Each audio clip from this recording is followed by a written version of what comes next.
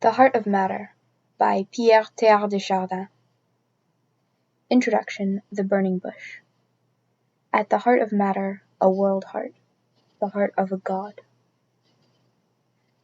In spite of certain appearances of strictly rigorous argument, the considerations that follow make no attempt to work out a designedly coherent structure, a philosophy of the real.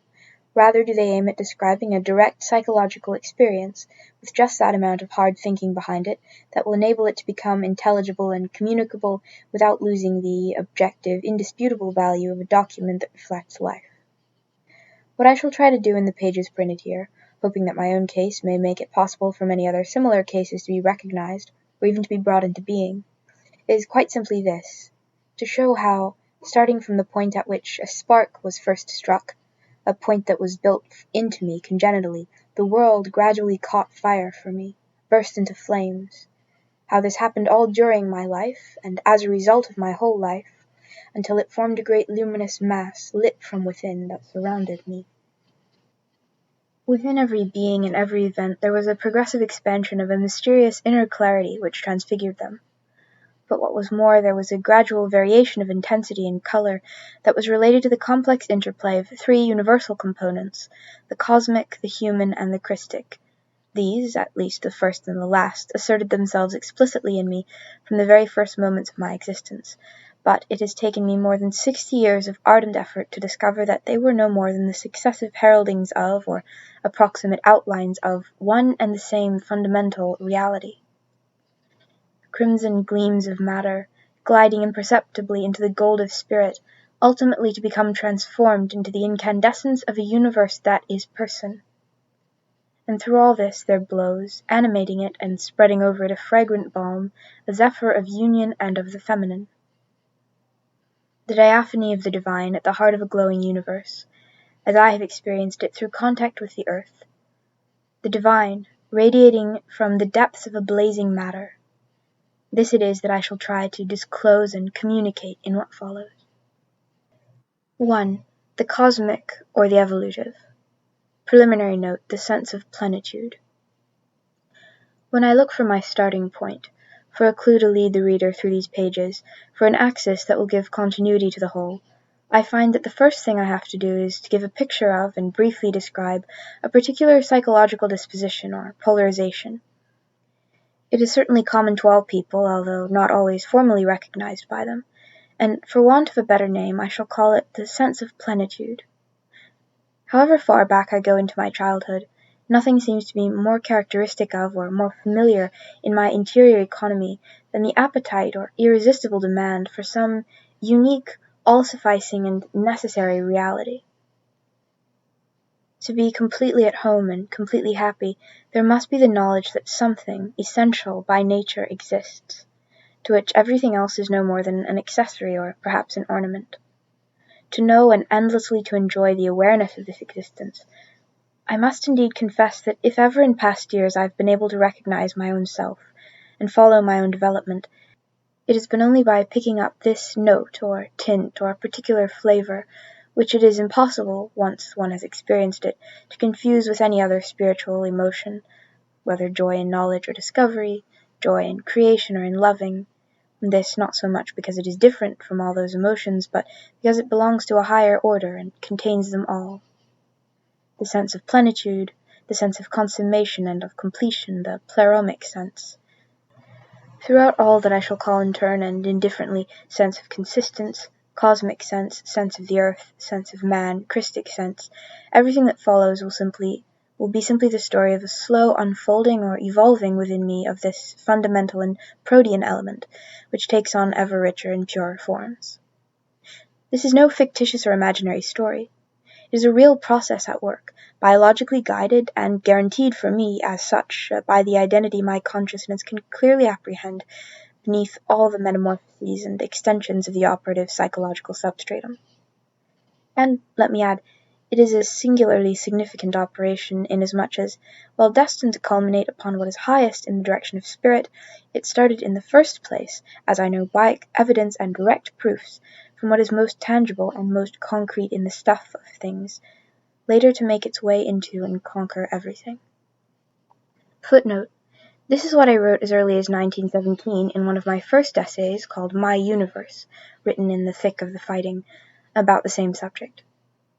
Ever since my childhood, the need wholly to possess some absolute was the axis of my entire inner life.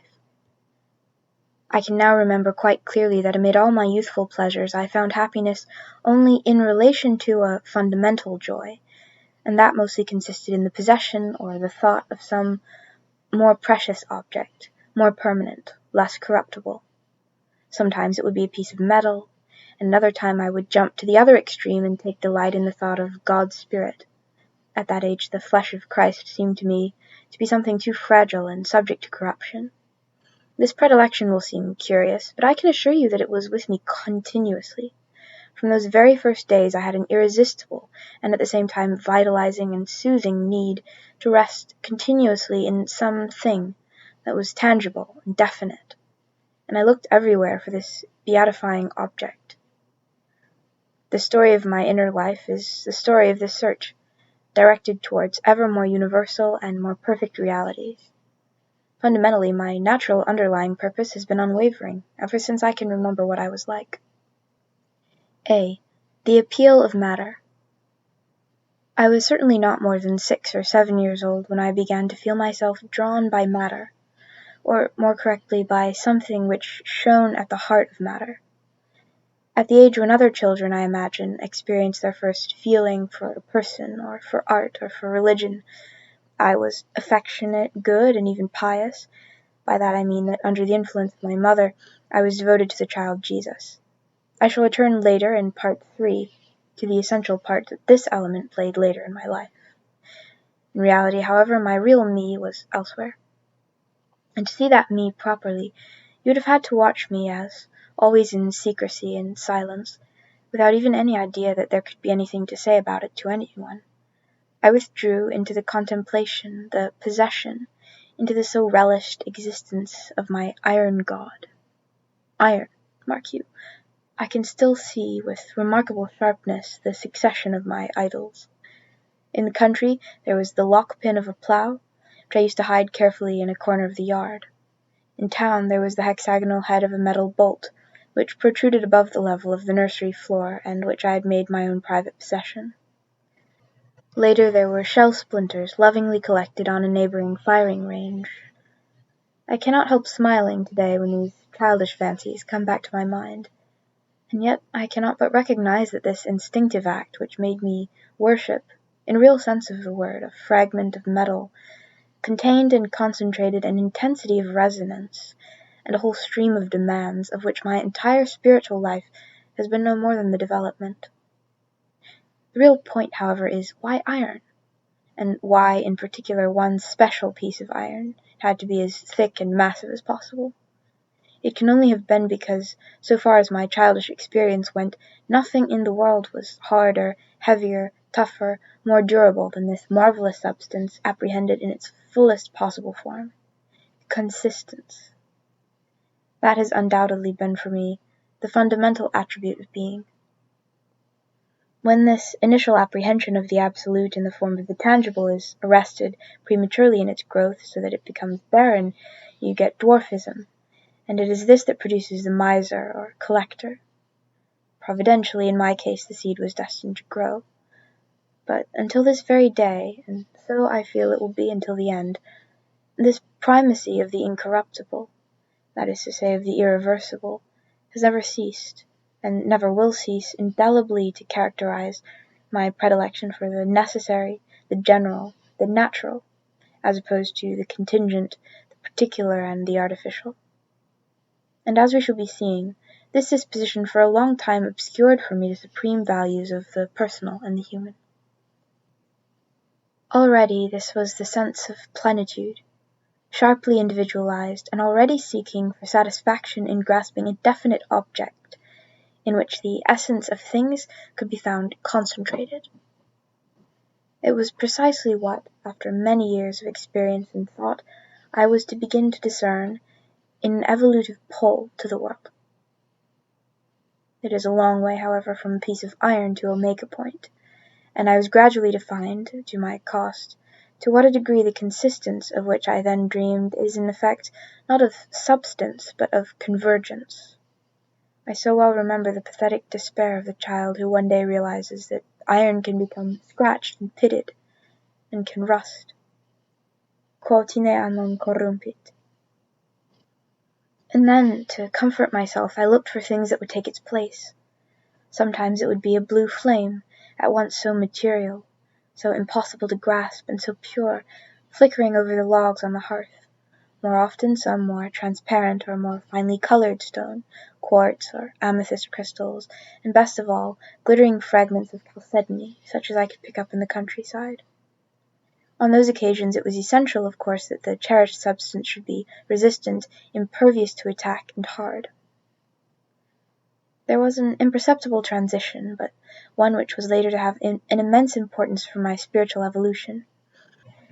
For it was precisely through the gateway that the substitution of quartz for iron opened for my groping mind into the vast structures of the planet and of nature that I began, without realizing it, truly to make my way into the world, till nothing could satisfy me that was not on the scale of the universal. This is how it happened. B. The appearance of the universal. At the very beginning of my conscious life, let me repeat, in my efforts to attain and grasp the solidity to which my innate demand for plenitude impelled me, I tried above all to capture the essence of matter by looking for it in its most closely defined and concentrated and heaviest forms.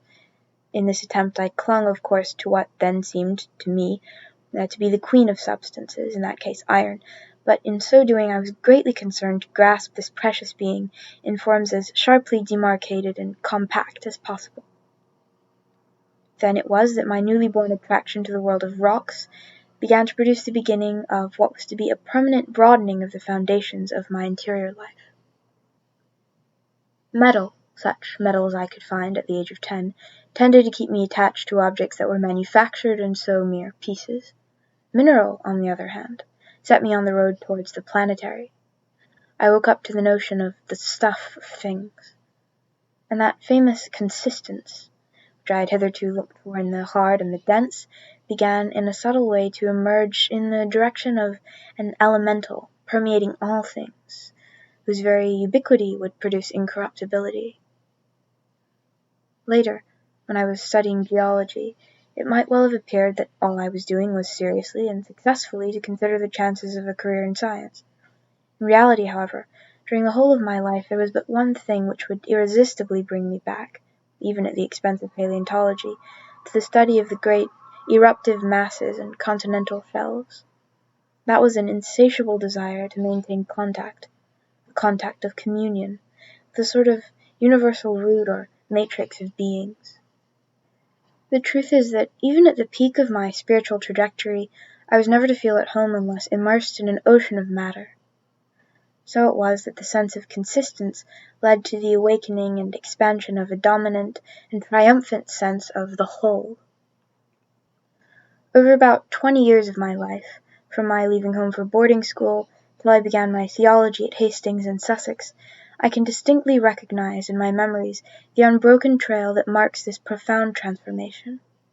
During this time, as I shall have to explain, the material object of my secret joy may well have varied with my age. Moreover, there was an important break in my life, my entry into the Society of Jesus. But I now see that these different events were no more than minor, superficial ripples on the fundamental current constituted by my awakening to the cosmic sense and the cosmic life.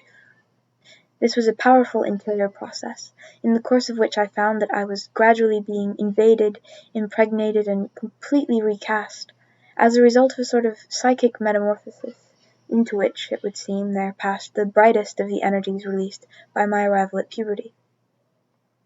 It would be difficult for me to work out again, or at least to explain in some detail, the complicated story in which, at that time of my life, the various threads were formed and began to be woven together into what was one day to become for me the fabric of the stuff of the universe. Nevertheless, at this point in my analysis I must enumerate the more important strata, whose successive individualization, or accretion, helped at that time to provide my sense of the whole with its chief components. First of all, of course, and forming the solid, permanent core of the system, was my taste for geology, the primacy of material matter expressed in mineral and rock. I shall not reanalyze here what I have mentioned earlier, this primordial modality of my sense of plenitude. But I could not explain or follow myself the vicissitudes of my psychic evolution if I did not emphasize once again the central position invariably occupied by my passionate study of the science of stones throughout the whole of my spiritual embryogenesis. Thus, between the ages of 10 and 30, at the heart of my absorbing interests and of my secret delights lay a continued and increased contact with the cosmic in the solid state. Already, however, in a semi-subordinate way, there was the newly emerged attraction towards vegetal and animal nature, and deep below, there came one day, at the end of that period, my initiation into the less tangible, but how stimulating magnitudes disclosed by the investigation of physics. On either side of matter stood life and energy, the three columns that supported my interior visions and felicity. Because of its apparent fragility, a point I shall have to return to when I speak of humanity, the living world greatly worried and disconcerted me as a child. On the one hand, when I thought of plants and animals, to the knowledge of which I was being initiated by my country life and my father's taste for natural history, I felt quite certainly drawn towards them by my constantly watchful sense of plenitude.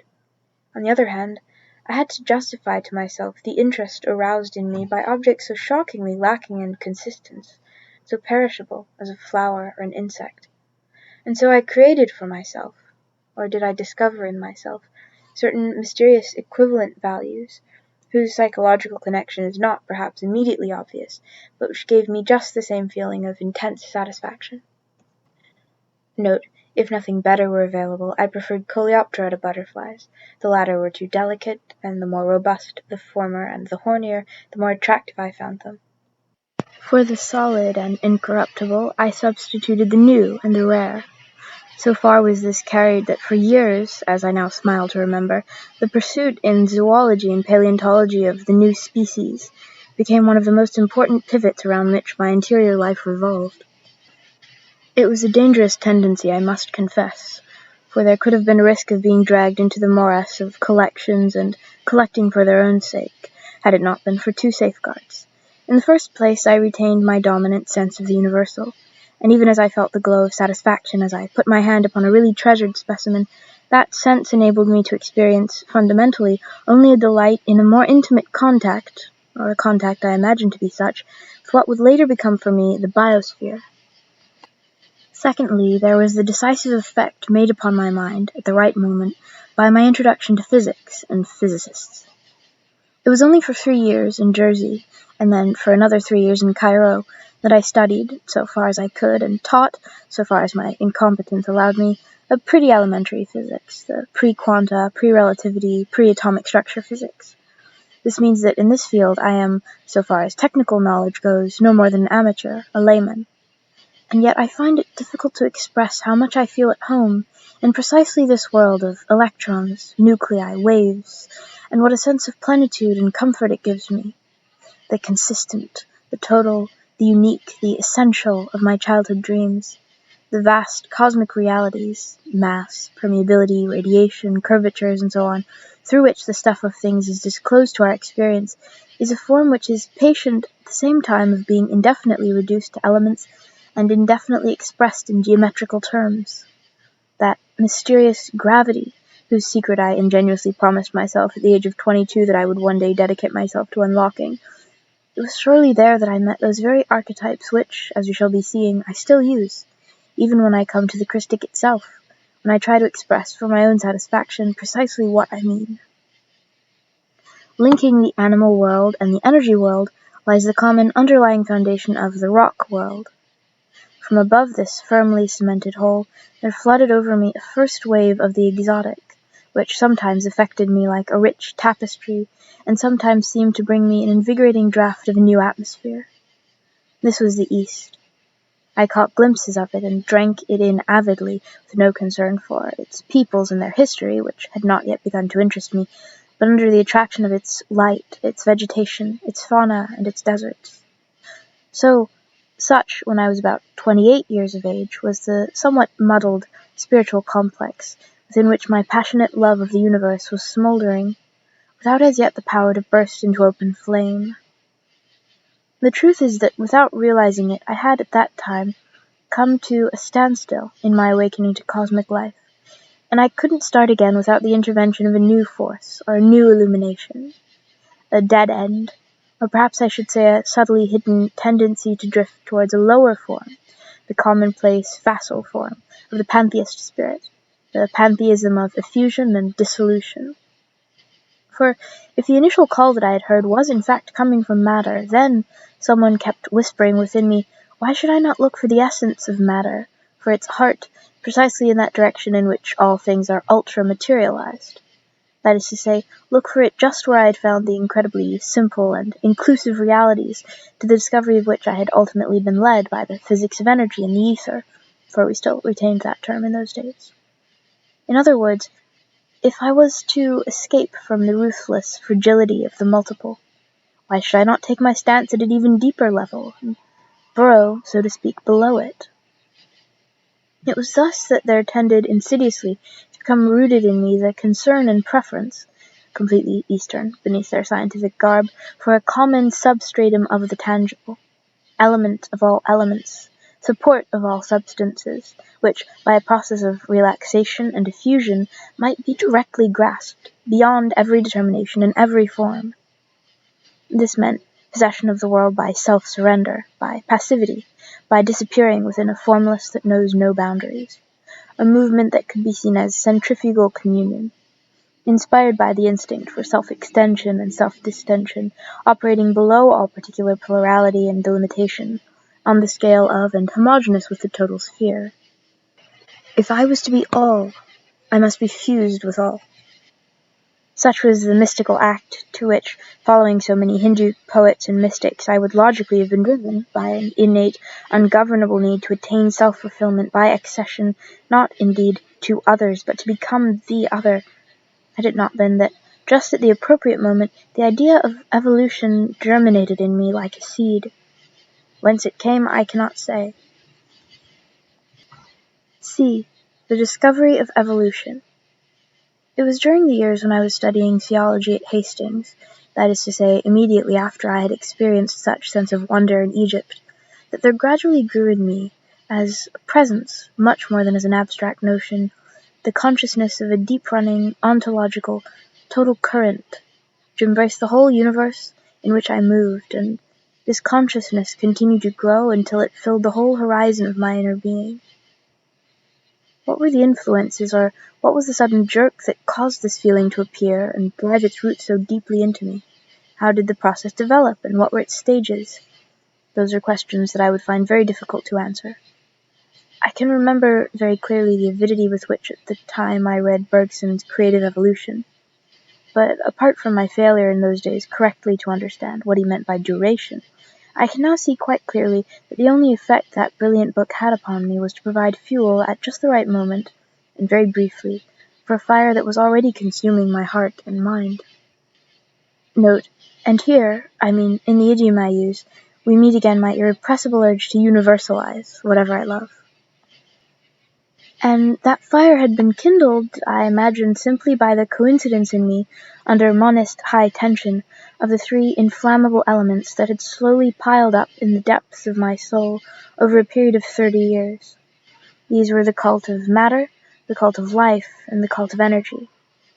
All three found a potential outlet and synthesis in a world which had suddenly acquired a new dimension, and had thereby moved from the fragmented state of static cosmos to the organic state and dignity of a cosmogenesis. At first, naturally enough, I was far from understanding and clearly appreciating the importance of the change I was undergoing. All that I can remember of those days, apart from that magic word evolution, which haunted my thoughts like a tomb, which was to me like an unsatisfied hunger, like a promise held out to me, like a summons to be answered. all that I can remember, is the extraordinary solidity and intensity I found then in the English countryside, particularly at sunset, when the Sussex woods were charged with all that fossil life which I was then hunting for from cliff to quarry in the Wealden clay. There were moments, indeed, when it seemed to me that a sort of universal being was about to take shape suddenly in nature before my very eyes. Already, however, I was no longer trying, as I had tried earlier, to apprehend and pin down the ineffable ambience by looking towards some ultra-material. I was already turning my eyes towards some ultra-living. I had experienced a complete reversal of my sense of plenitude. Since those days, I've constantly searched and progressed in that new direction. Let me draw attention a little more closely to this discovery and to the way in which I retraced my steps. Until that time, my education and my religion had always led me obediently to accept, without much reflection, it is true, a fundamental heterogeneity between matter and spirit, between body and soul, between unconscious and conscious. These were to me two substances that differed in nature, two species of being that were, in some incomprehensible way, associated in the living compound, and it was important, I was told, to maintain at all costs that the first of those two, my divine matter, was no more than the humble servant of the second, if not indeed its enemy. Thus the second of the two, spirit, was, by that very fact, henceforth reduced for me to being no more than a shadow. In principle, it is true, I was compelled to venerate this shadow, but emotionally and intellectually speaking, I did not, in fact, have any live interest in it. You can well imagine, accordingly, how strong was my inner feeling of release and expansion when I took my first, still hesitant, steps into an evolutive universe, and saw that the dualism in which I had hitherto been enclosed was disappearing, like the mist before the rising sun. Matter and spirit. These were no longer two things, but two states or two aspects of one and the same cosmic stuff, according to whether it was looked at or carried further in the direction in which, as Bergson would have put it, it is becoming itself, or in the direction in which it is disintegrating. Those phrases, to become itself or to disintegrate, were still, of course, terribly vague, and it would be several decades before they acquired a precise meaning in my mind.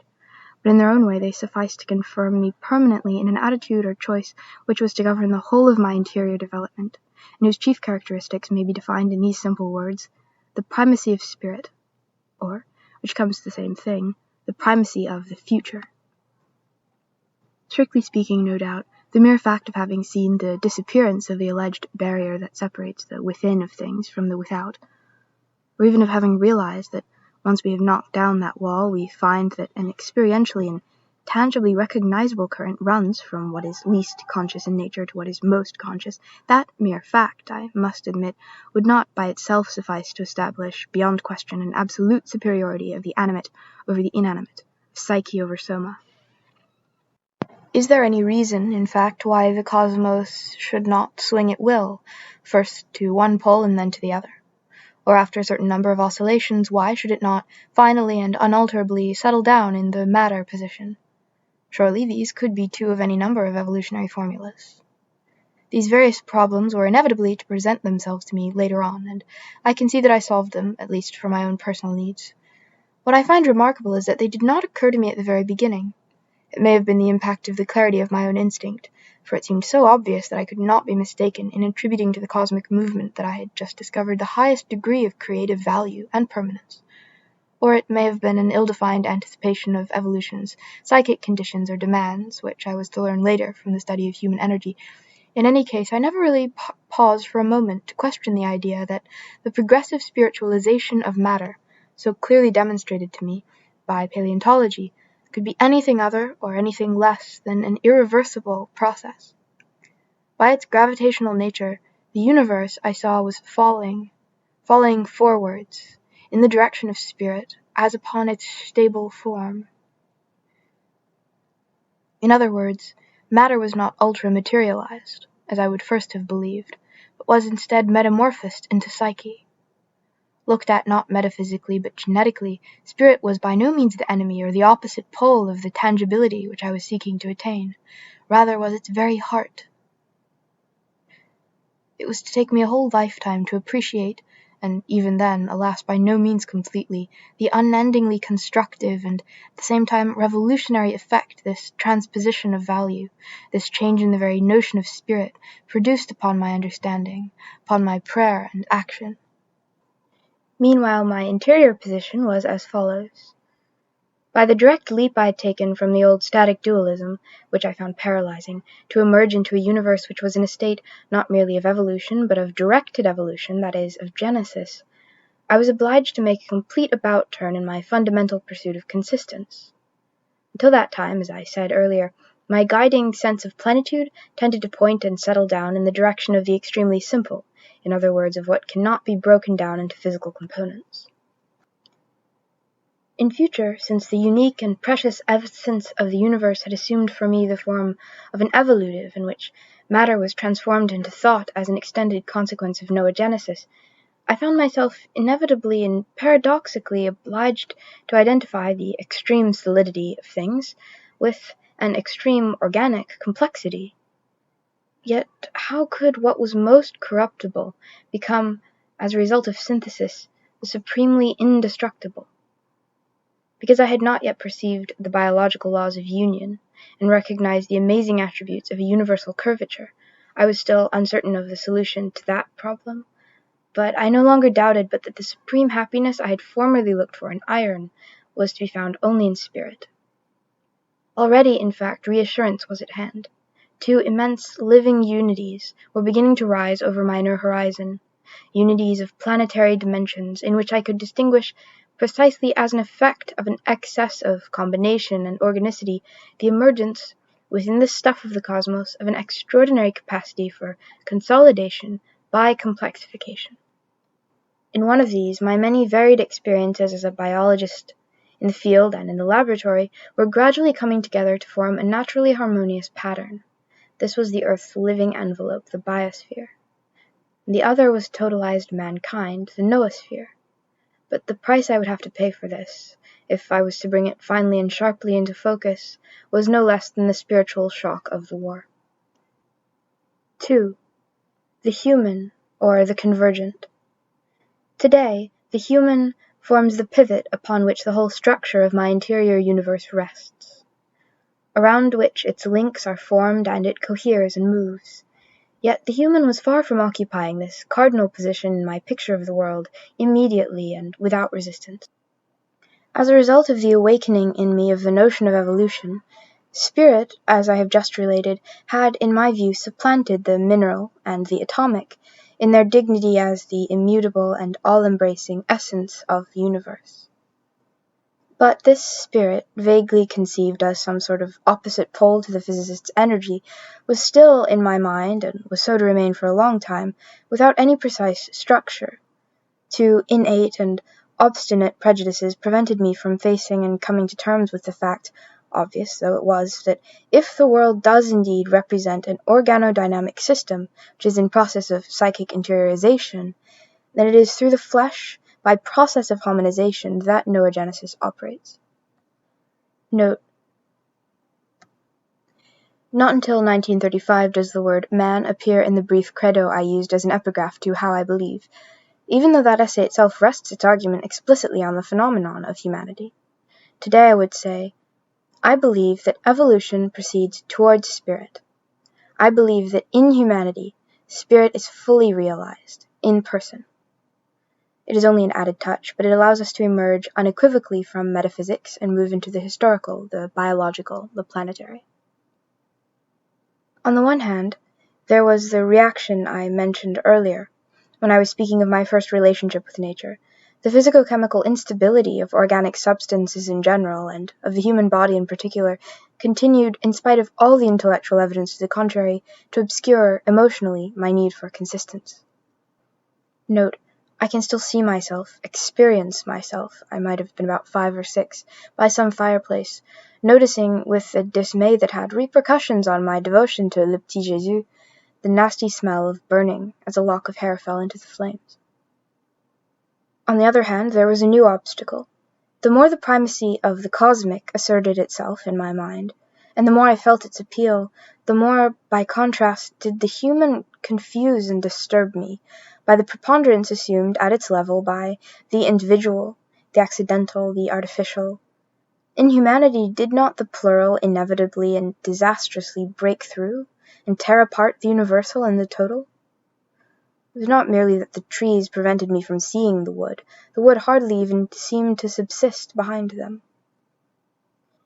Putting it in rather cut-and-dried terms, I can, I think, reduce to 3 the stages I had to go through in turn, between the ages of 30 and 50 years, before I could overcome these 2 forms of inner reluctance, and so at last become fully conscious of the extraordinary cosmic wealth concentrated in the phenomenon of man. The first stage introduced me to the notion of human planetarity, the existence of a noosphere, and the disposition of its contours. The second disclosed to me more explicitly the critical transformation undergone by the stuff of the cosmos at the level of reflection. The third led me to the recognition of the noosphere's accelerated drift towards ultrahuman states under the influence of psychophysical convergence or planetization. A. The reality of a noosphere.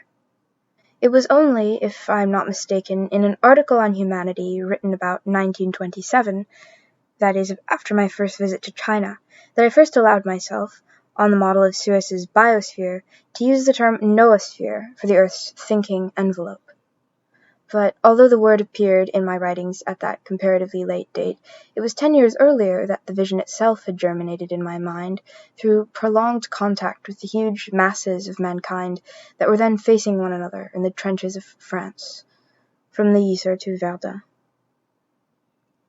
The atmosphere of the front. It was, I am quite sure, from having plunged into that atmosphere, from having been soaked in it for months and months on end, and precisely where it was at its most dense and heavily charged, that I ceased to notice any break, if not any difference, between physical and moral, between natural and artificial. The human million, with its psychic temperature and its internal energy, became for me a magnitude as evolutively and therefore as biologically real as a giant molecule of protein. I was later to be astonished on many occasions to find in my own circle that those who could not agree with me suffered from a complete inability to understand that, precisely because the individual human being represents a corpuscular magnitude, they must be subject to the same development as every other species of corpuscles in the world. That means that they must coalesce into physical relationships and groupings that belong to a higher order than theirs. It is, of course, quite impossible for them to apprehend these groupings directly as such, because they are of the order of n+1, but there are many indications that enable them to recognize perfectly well their existence and the influences they exercise. Note, on the scale of the cell, the body of the metazoon ceases to be perceptible, and so the molecule on the scale of the atom. This gift or faculty of perceiving without actually seeing the reality and organicity of collective magnitudes is still comparatively rare. But I have no doubt at all, as I said earlier, that it was the experience of the war that brought me this awareness, and developed it in me as a sixth sense. Once I had acquired this complementary sense, what emerged into my field of perception was literally a new universe. By the side of, or above, the universe of large masses, I saw, what I shall speak of later, the universe of large complexes. Looking at the Earth, my first instinct would originally have been to give particular consideration to what was most central and heaviest, the barosphere, we might say. As things were, my attention and my interest, still guided by the same fundamental need for solidity and incorruptibility, were gradually and almost imperceptibly climbing up from the extremely simple central core of the planet to its ridiculously thin but dauntingly active and complex peripheral layers.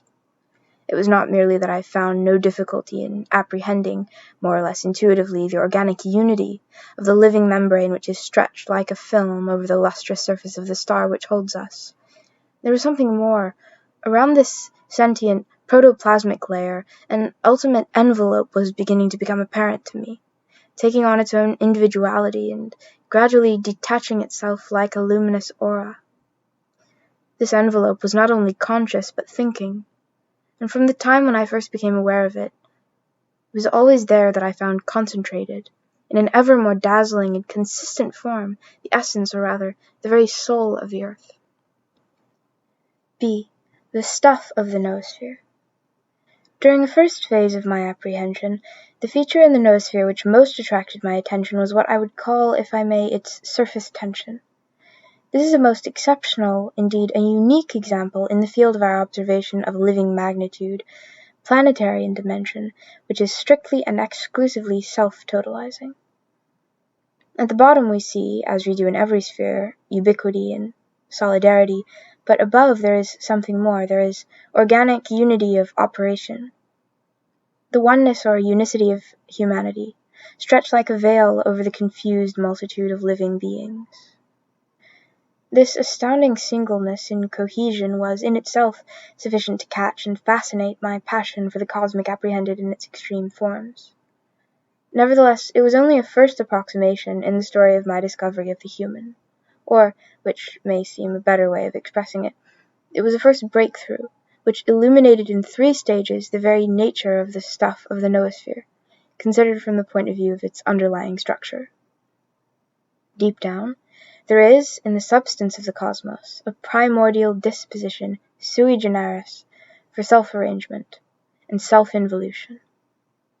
As we proceed, we find that a certain degree of vitalized matter's physico-chemical arrangement brings a critical point of reflection which releases the whole train of the specific properties of the human.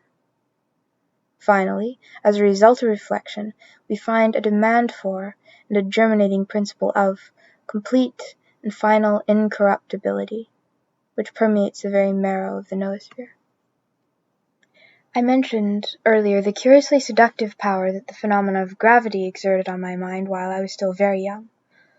Was it by mere chance that the place of this mysterious energy, whose study was technically beyond my powers, was taken by another entity, as wide in its embrace and as powerful in its attraction, which gradually became apparent to me in a field that was both easier for me to work in and closer to the very axis of cosmogenesis? This was no longer universal attraction, gradually drawing around itself the cosmic mass, but that as yet undiscovered and unnamed power, which forces matter, as it concentrates under pressure, to arrange itself in ever larger molecules, differentiated and organic in structure. Beyond and above the concentration curve, I began to distinguish the arrangement curve, not the gentle drift towards equilibrium and rest, but the irresistible vortex which spins into itself, always in the same direction, the whole stuff of things, from the most simple to the most complex, spinning it into ever more comprehensive and more astronomically complicated nuclei. From below to above, even though under the active influence of above.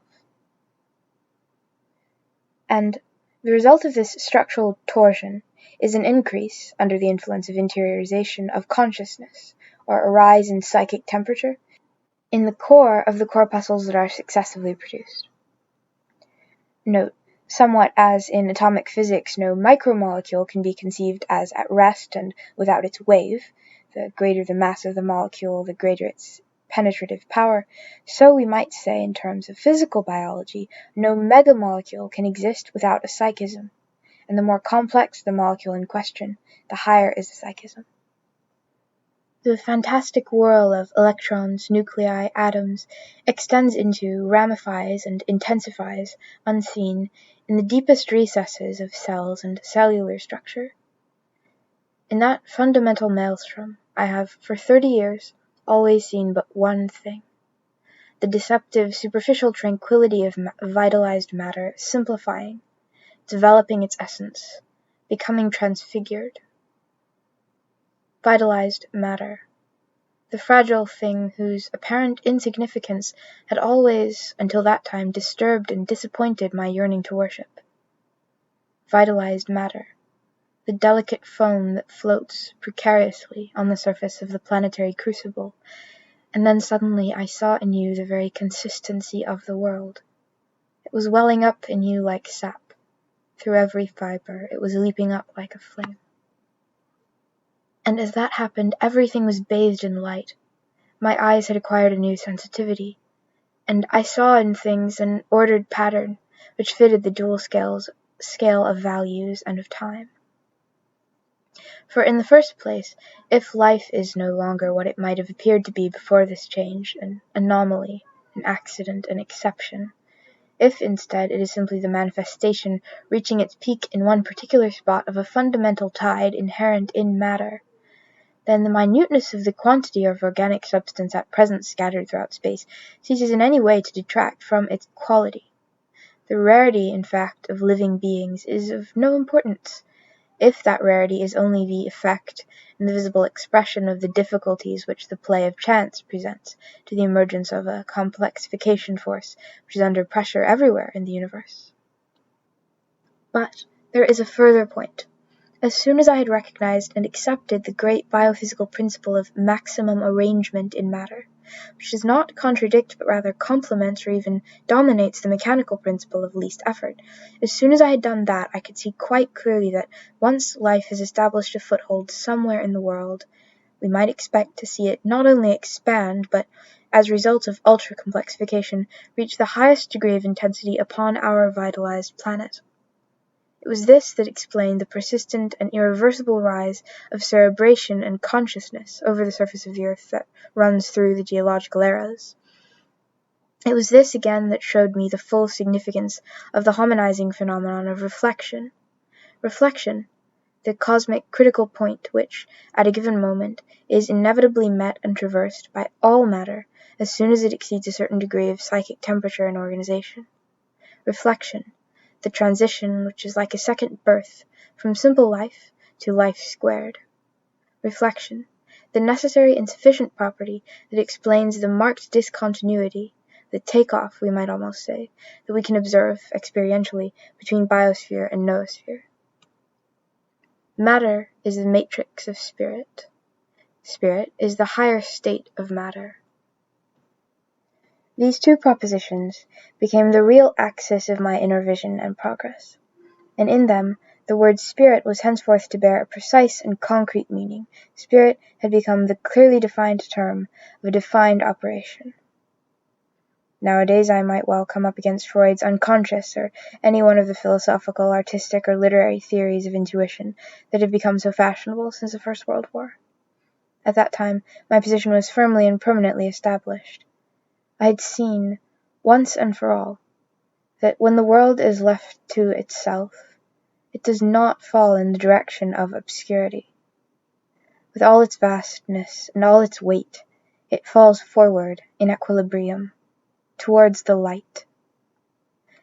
And in future nothing can make me swerve from this irrevocable conviction that it is in the form, I do not say of concepts, but of thought, that the stuff of things gradually concentrates in the pure state, in a cosmic peak. And this it does in its most stable form, which means in the form that has become the most completely irreversible.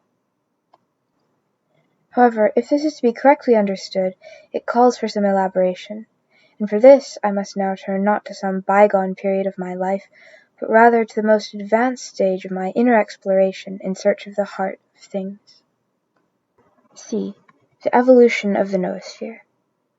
There is, fortunately, an ever-increasing number of persons who can overcome certain ingrained intellectual habits and certain anatomical illusions, and are beginning to distinguish a noosphere which is like a halo around the biosphere.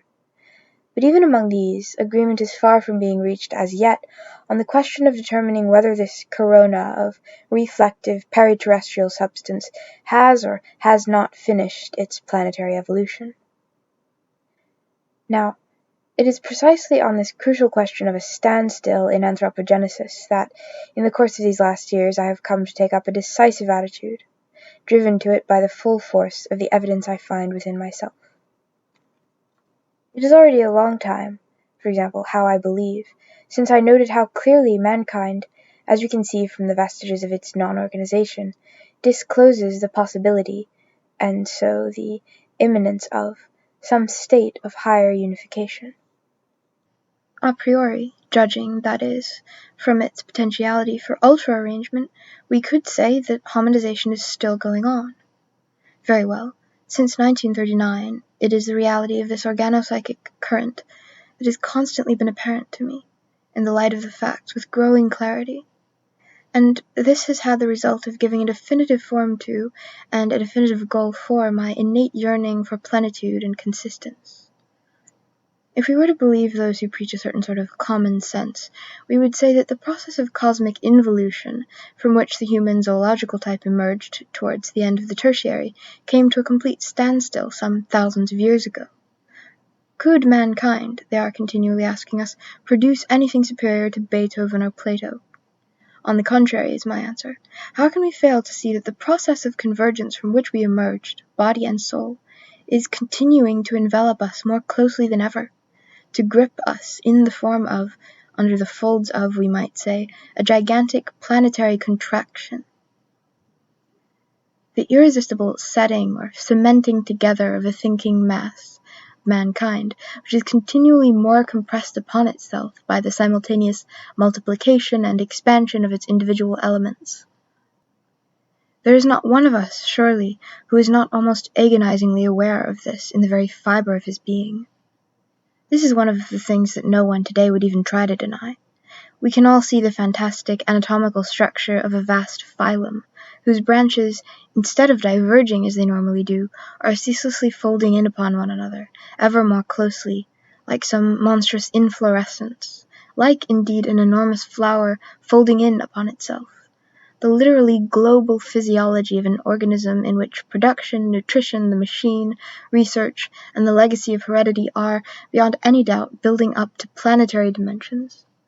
The increasing impossibility of the individuals attaining economic and intellectual self-sufficiency.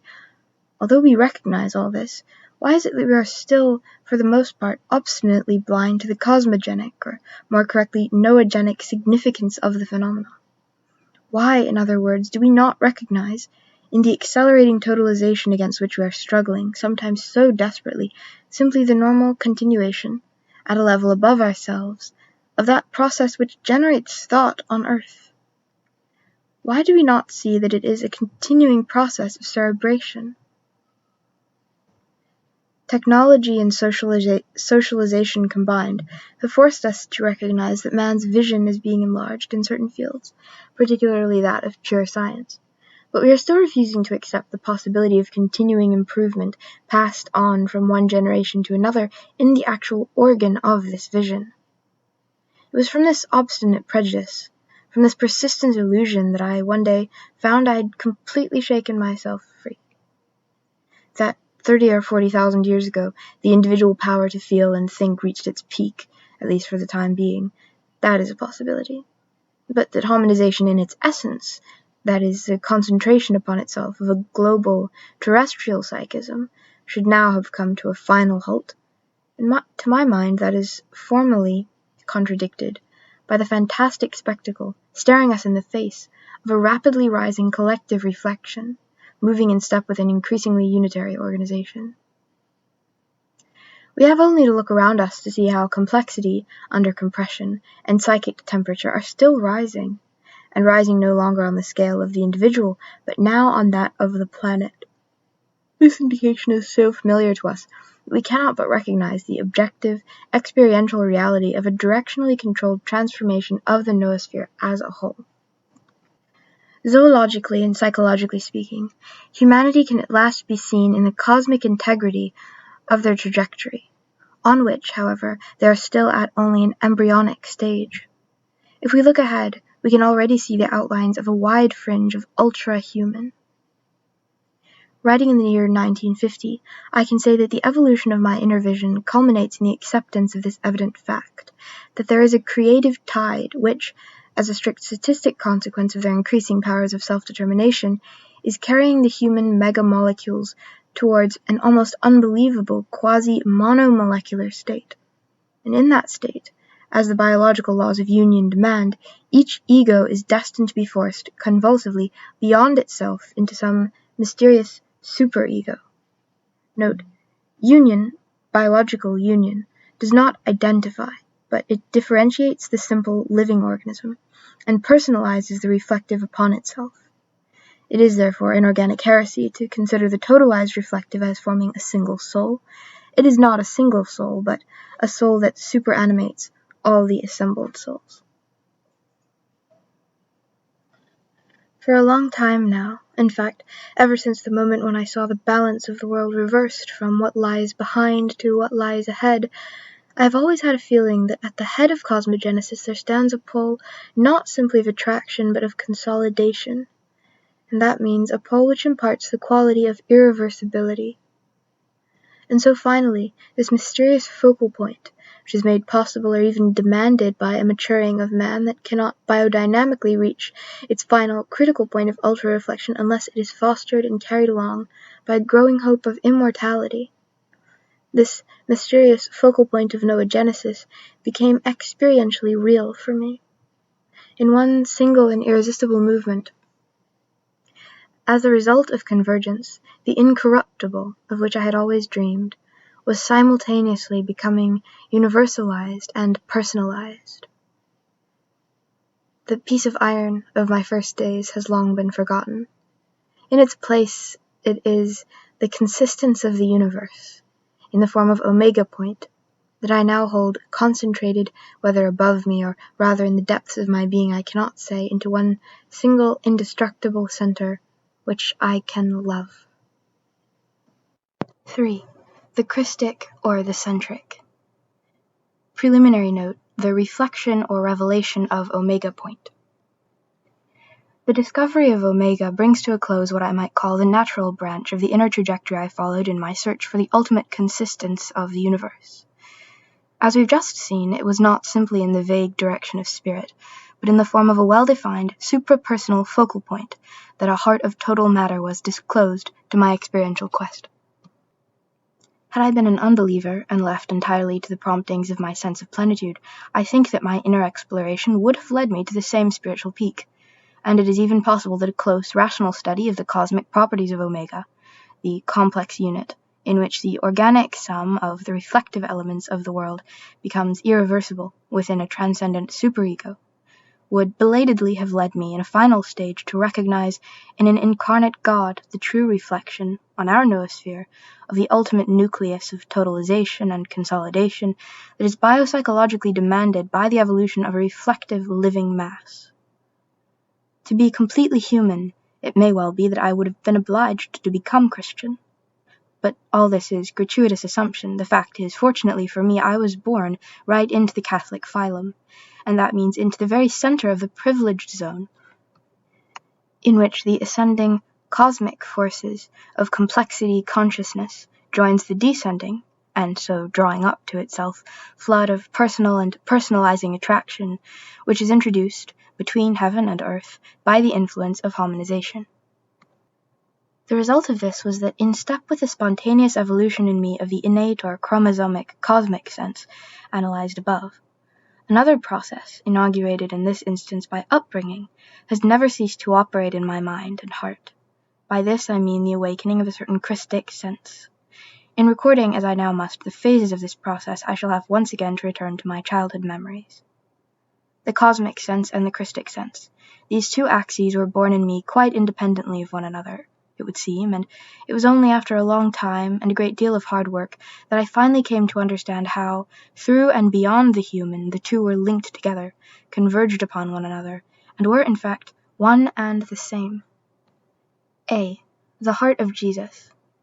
For all its unitive and communicant power, and for all the emotional charge that from the very beginning resulted from that power, my contact with and consciousness of the universe was bound, if left on its own, never to go beyond a certain comparatively low degree of intimacy and warmth. Moving along the cosmic and biological road, omega point always lay just outside my grasp. This was because of a logical reconstruction, which presented me with a deduced and conjectural entity, rather than one entered into and experienced. A meeting of center with center, of heart with heart, these were anticipated rather than realized. On my part, no doubt, there was an effort of passionate intensity, but as yet there was no real love. In consequence, there was a whole world between the two concerned.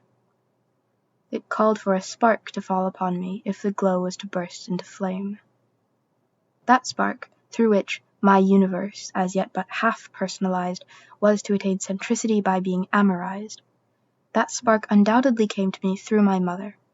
It was through her that it reached me from the current of Christian mysticism, and both illuminated and inflamed my childish soul. Later, I was often to be astonished at seeing the extreme difficulty that many well-disposed minds, many hungry minds even, found in conceiving the mere possibility of a superharmonized love. This was far from being the case with me. Was this simply the effect of my earliest upbringing? Or was it perhaps the result of a certain psychic mutation, which gradually makes the noosphere sensitive to the influences of Omega in the vicinity of the Christian axis? Or was it both at the same time? Those are questions I cannot answer. All I know is that, thanks to a sort of habit which has always been ingrained in me, I've never at any moment of my life experienced the least difficulty in addressing myself to God as to a supreme someone. So true is this that I now understand that a certain love of the invisible has always been active in me, parallel to the congenital cosmic sense, which, as we have seen, is the backbone of my inner life. Note, more or less stimulated and fed by the influence of the feminine. This appetite was a gift to me from heaven, and after it had first, working undetected, nourished my innate appetite for the earth, it ultimately came out into the open and effected a confluence with it. And this it did through a process of universalization, whose first two phases may be described, as I remember them, as a materialization, soon to be followed by an energizing of the notion of divine love. To take the materialization of divine love first. Biologically speaking, how could it have been otherwise in my case? Sucked in with my mother's milk, a supernatural sense of the divine had flowed into me, side by side with the natural sense of plenitude. Each of these two appetites strove to be exclusive, but neither could wipe out the other. The only conceivable result of their conflict, therefore, was an assimilation of the supernatural, the less primitive and, genetically speaking, the more external, by the natural. And the only way in which the assimilation could be effected was by an interior adjustment of the divine to the evolutive. That is to say, an adjustment to the psychological law, proper to my nature, of being unable to worship anything except from a starting point in the tangible and resistant. My progress in this direction was made easier by the fact that my mother's God was primarily, for me as much as for her, the incarnate Word. This sufficed for the establishment of a first contact, through the humanity of Jesus, between the two halves of my fundamental being, the Christian and the pagan. It was precisely in that contact, however, that there reappeared the difficulty I have already mentioned of perceiving the consistence of the human. How strange and ingenuous are the reactions that take place in the brain of a child. I can remember so well witnessing for the first time the distressing sight of a lock of hair being burnt up in the fire, and how my disappointment with the organic instantaneously reacted on the very person of Christ. If I was to be able fully to worship Christ, it was essential that, as a first step, I should be able to give him solidity. And it was at this point in the story of my spiritual life that there emerged, and now I must beg my reader to suppress their smile, the central, seminal part played by the devotion with which my mother constantly sustained me. Devotion to the heart of Jesus, little though she suspected the transformations that were to be effected in it by my insatiable yearning for cosmic organicity.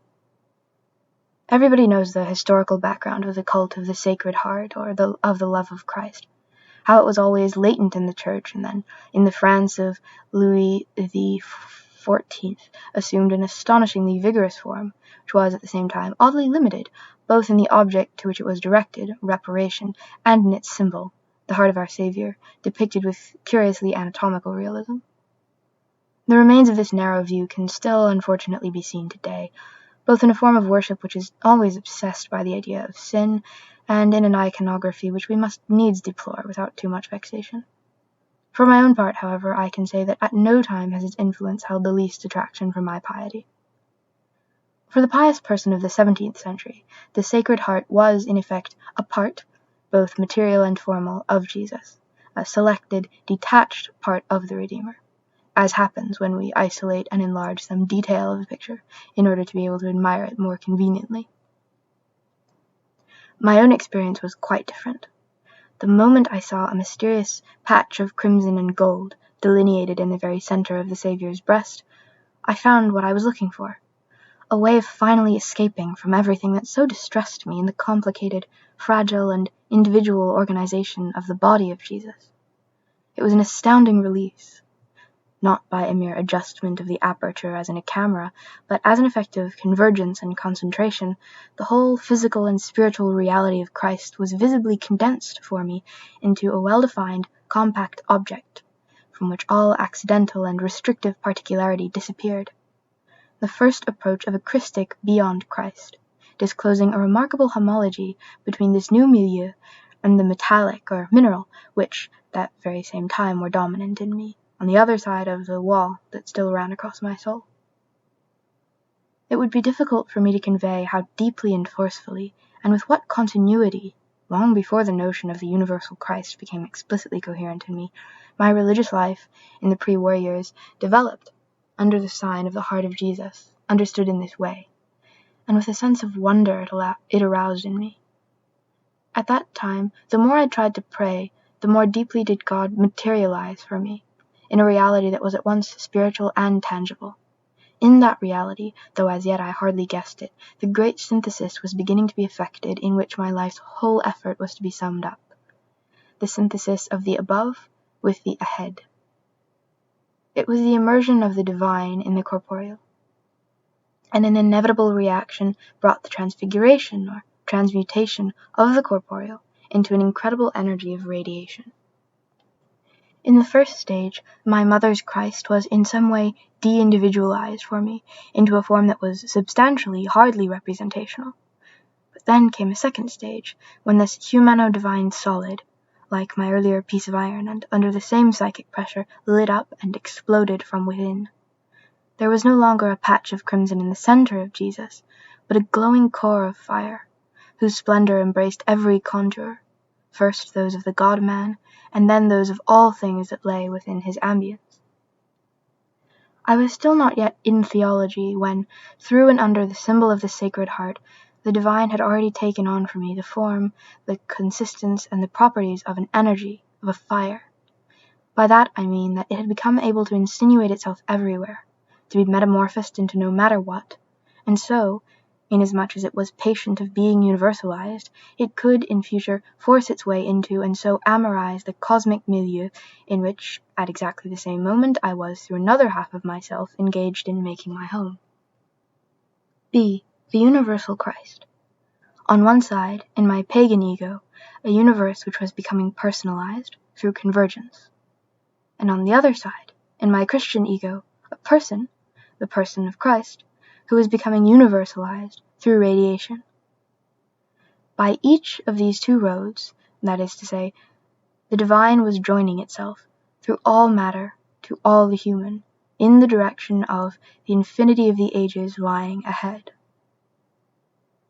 It is in this confluence through complementary channels of heaven and the world that the advances, and I must not forget to add the conflicts of my interior life, have continually been realized, always, moreover, as the years go by, with ever greater clarity and passion. Let us try then to understand both the advances and the conflicts. 1. The conflicts.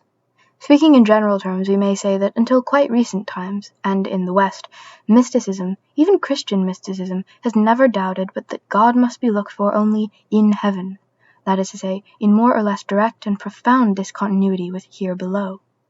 To be spiritualized, to be dematerialized. Such was, and such in a static cosmos had to be, the basic equation that expresses holiness. Yet all the time, as we have seen, the natural movement of my thought had been carrying me not indeed in the opposite direction to, but athwart this traditional orientation. For me, matter was the matrix of consciousness, and wherever we looked, consciousness, born of matter, was always advancing towards some ultra-human. In other words, a second species of spirit was emerging, and this species was no longer directly above our heads. It lay transversely, appearing, we might say, on the horizon. In the inmost depths of my soul, and more generally, I am convinced, in the inmost depths of every modern soul, a struggle, between the God of the above and a sort of new God of the ahead was, through structural necessity, being produced by the definitive coexistence and the irresistible meeting, in my heart, of the cosmic sense and the Christic sense. I can look back and distinguish the first traces of this opposition in my years at school, when I remember my pathetic attempts to reconcile the evangelism, over-narrow, we must admit, of the imitation, on which I drew for my morning prayers, with the attraction I found in nature. Later, as a junior in Jersey, I seriously considered the possibility of completely giving up the science of rocks, which I then found so exciting, in order to devote myself entirely to so-called supernatural activities. And if I did not at that time run off the rails, it is to the robust common sense of Père T, the novice master, that I owe it. In the event, Père T confined himself to assuring me that what the God of the Cross was looking for in me was the natural expansion of my being, as well as its sanctification, without explaining how or why. What he said, however, was enough to leave me with a firm grasp of both ends of the line. And so I emerged from that trial unscathed. Gradually, through the synthesis which is effected by experience, detachment and attachment, renunciation and development automatically came together as one within me, and this was realized in a deliberate change of direction to the transverse. I explained the theory of this about 1927 in the first chapter of Le Milieu Divin. Nevertheless, theory is still a long way from practice. Even today, I am still learning by experience the dangers to which, by an inner law and necessity, he is exposed, who finds himself led away from the well-beaten but now under-humanized path of a certain traditional ascesis, as he seeks in the direction of heaven for a road which is not a mean but a synthesis, where the whole dynamism of matter and flesh is directed into the genesis of spirit. Supposing a person in all sincerity of heart has one day made up their mind to do what everyone who seeks for holiness will increasingly find themselves obliged to do, that is, to allow the ascensional faith in God and the forward-driving faith in the ultra-human to react freely upon one another in the depths of their being, then such a person will at times be unable to shake off a feeling of terror. They will not be able to hold back, but they will be frightened by the novelty, the boldness, and at the same time the paradoxical potentialities of attitudes that they find themselves intellectually and emotionally obliged to adopt if they are to be faithful to their fundamental aim, which is to attain heaven by bringing earth to its fulfillment. To Christify matter, that sums up the whole venture of my innermost being, a grand and glorious venture, and I still tremble often, even as I pursue it. But I found it impossible not to hazard myself in it, so powerful was the force with which the levels of the universal and the personal came together, and gradually closed up over my head to form one single vault. 2. Conflict becomes progress. Christ, his heart, a fire with the power to penetrate all things, and which was now gradually spreading unchecked. At the root of this invasion and envelopment I can distinguish, I believe, the rapidly increasing importance that was being assumed in my spiritual life by the sense of the will of God, fidelity to the divine will, by which I mean fidelity to a directed and realized omnipresence, which can be apprehended both actively and passively in every element of the world, and in all its events. Although at first I did not precisely realize the bridge by which this eminently Christian attitude connected my love of Christ and my love of things, nevertheless I have always, ever since the first years of my religious life, gladly surrendered myself to this active feeling of communion with God through the universe.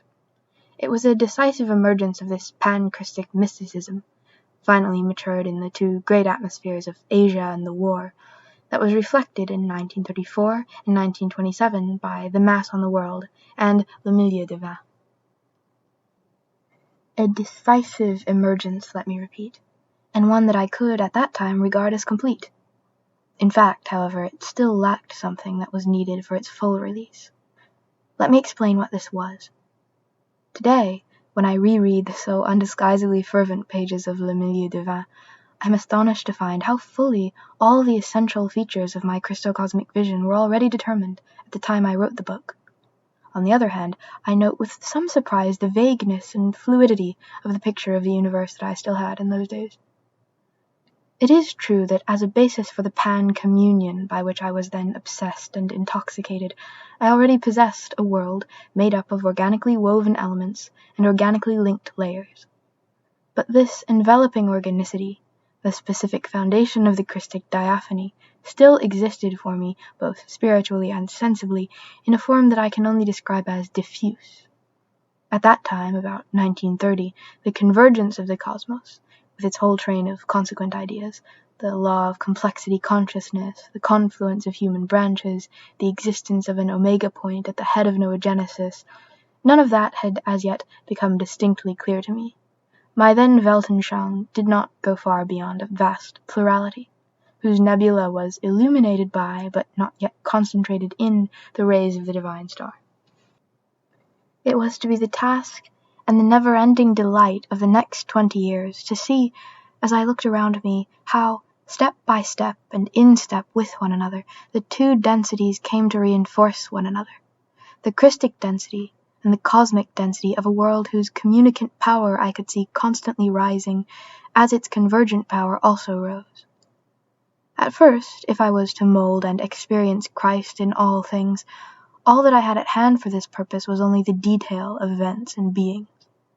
Gradually, as my mind came to understand the reality of the one vast psychogenic involution of the whole of matter upon itself, so each new circle that I traced out in this fantastic spiral was to give solidity to the divine ascendancy, and to make me more tangibly conscious of its grasp. Not in a metaphysical but in a physical sense, the energy of incarnation was to flow into, and so illuminate and give warmth to, ever wider and more tightly encircling forms of embrace. And this led up to the moment when the upper term of that movement was reached, and it became possible to discern a wonderful confluence, no longer merely in a vague way between Christ and matter, but between a Christ who was distinctly seen as evolver, and a cosmic center which was positively attributed to evolution. Thus I reached the heart of the universalized Christ, coinciding with the heart of amorized matter. C. The Divine Milieu.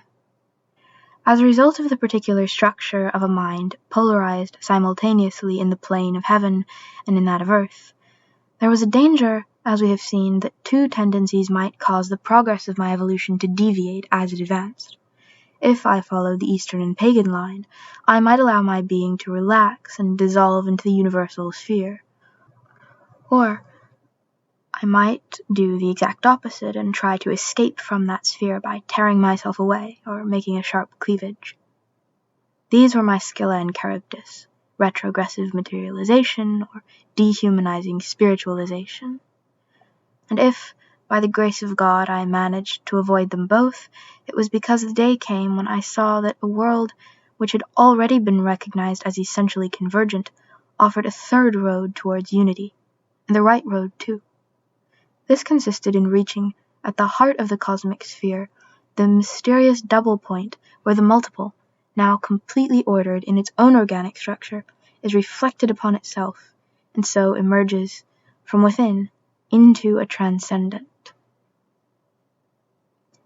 Here we move into what is indeed a remarkable, an astonishing region, where the cosmic, the human, and the Christic meet, and so open up a new domain, the Centric, and there the manifold oppositions, which constitute the unhappiness and anxieties of our life, begin to disappear. Under the irresistible pressure of a planet that is contracting upon itself, we constantly feel, in ourselves and all around ourselves, a heightening of the antagonism between the tangential forces that make us dependent upon one another, and the radial aspirations that urge us towards attaining the incommunicable core of our own person.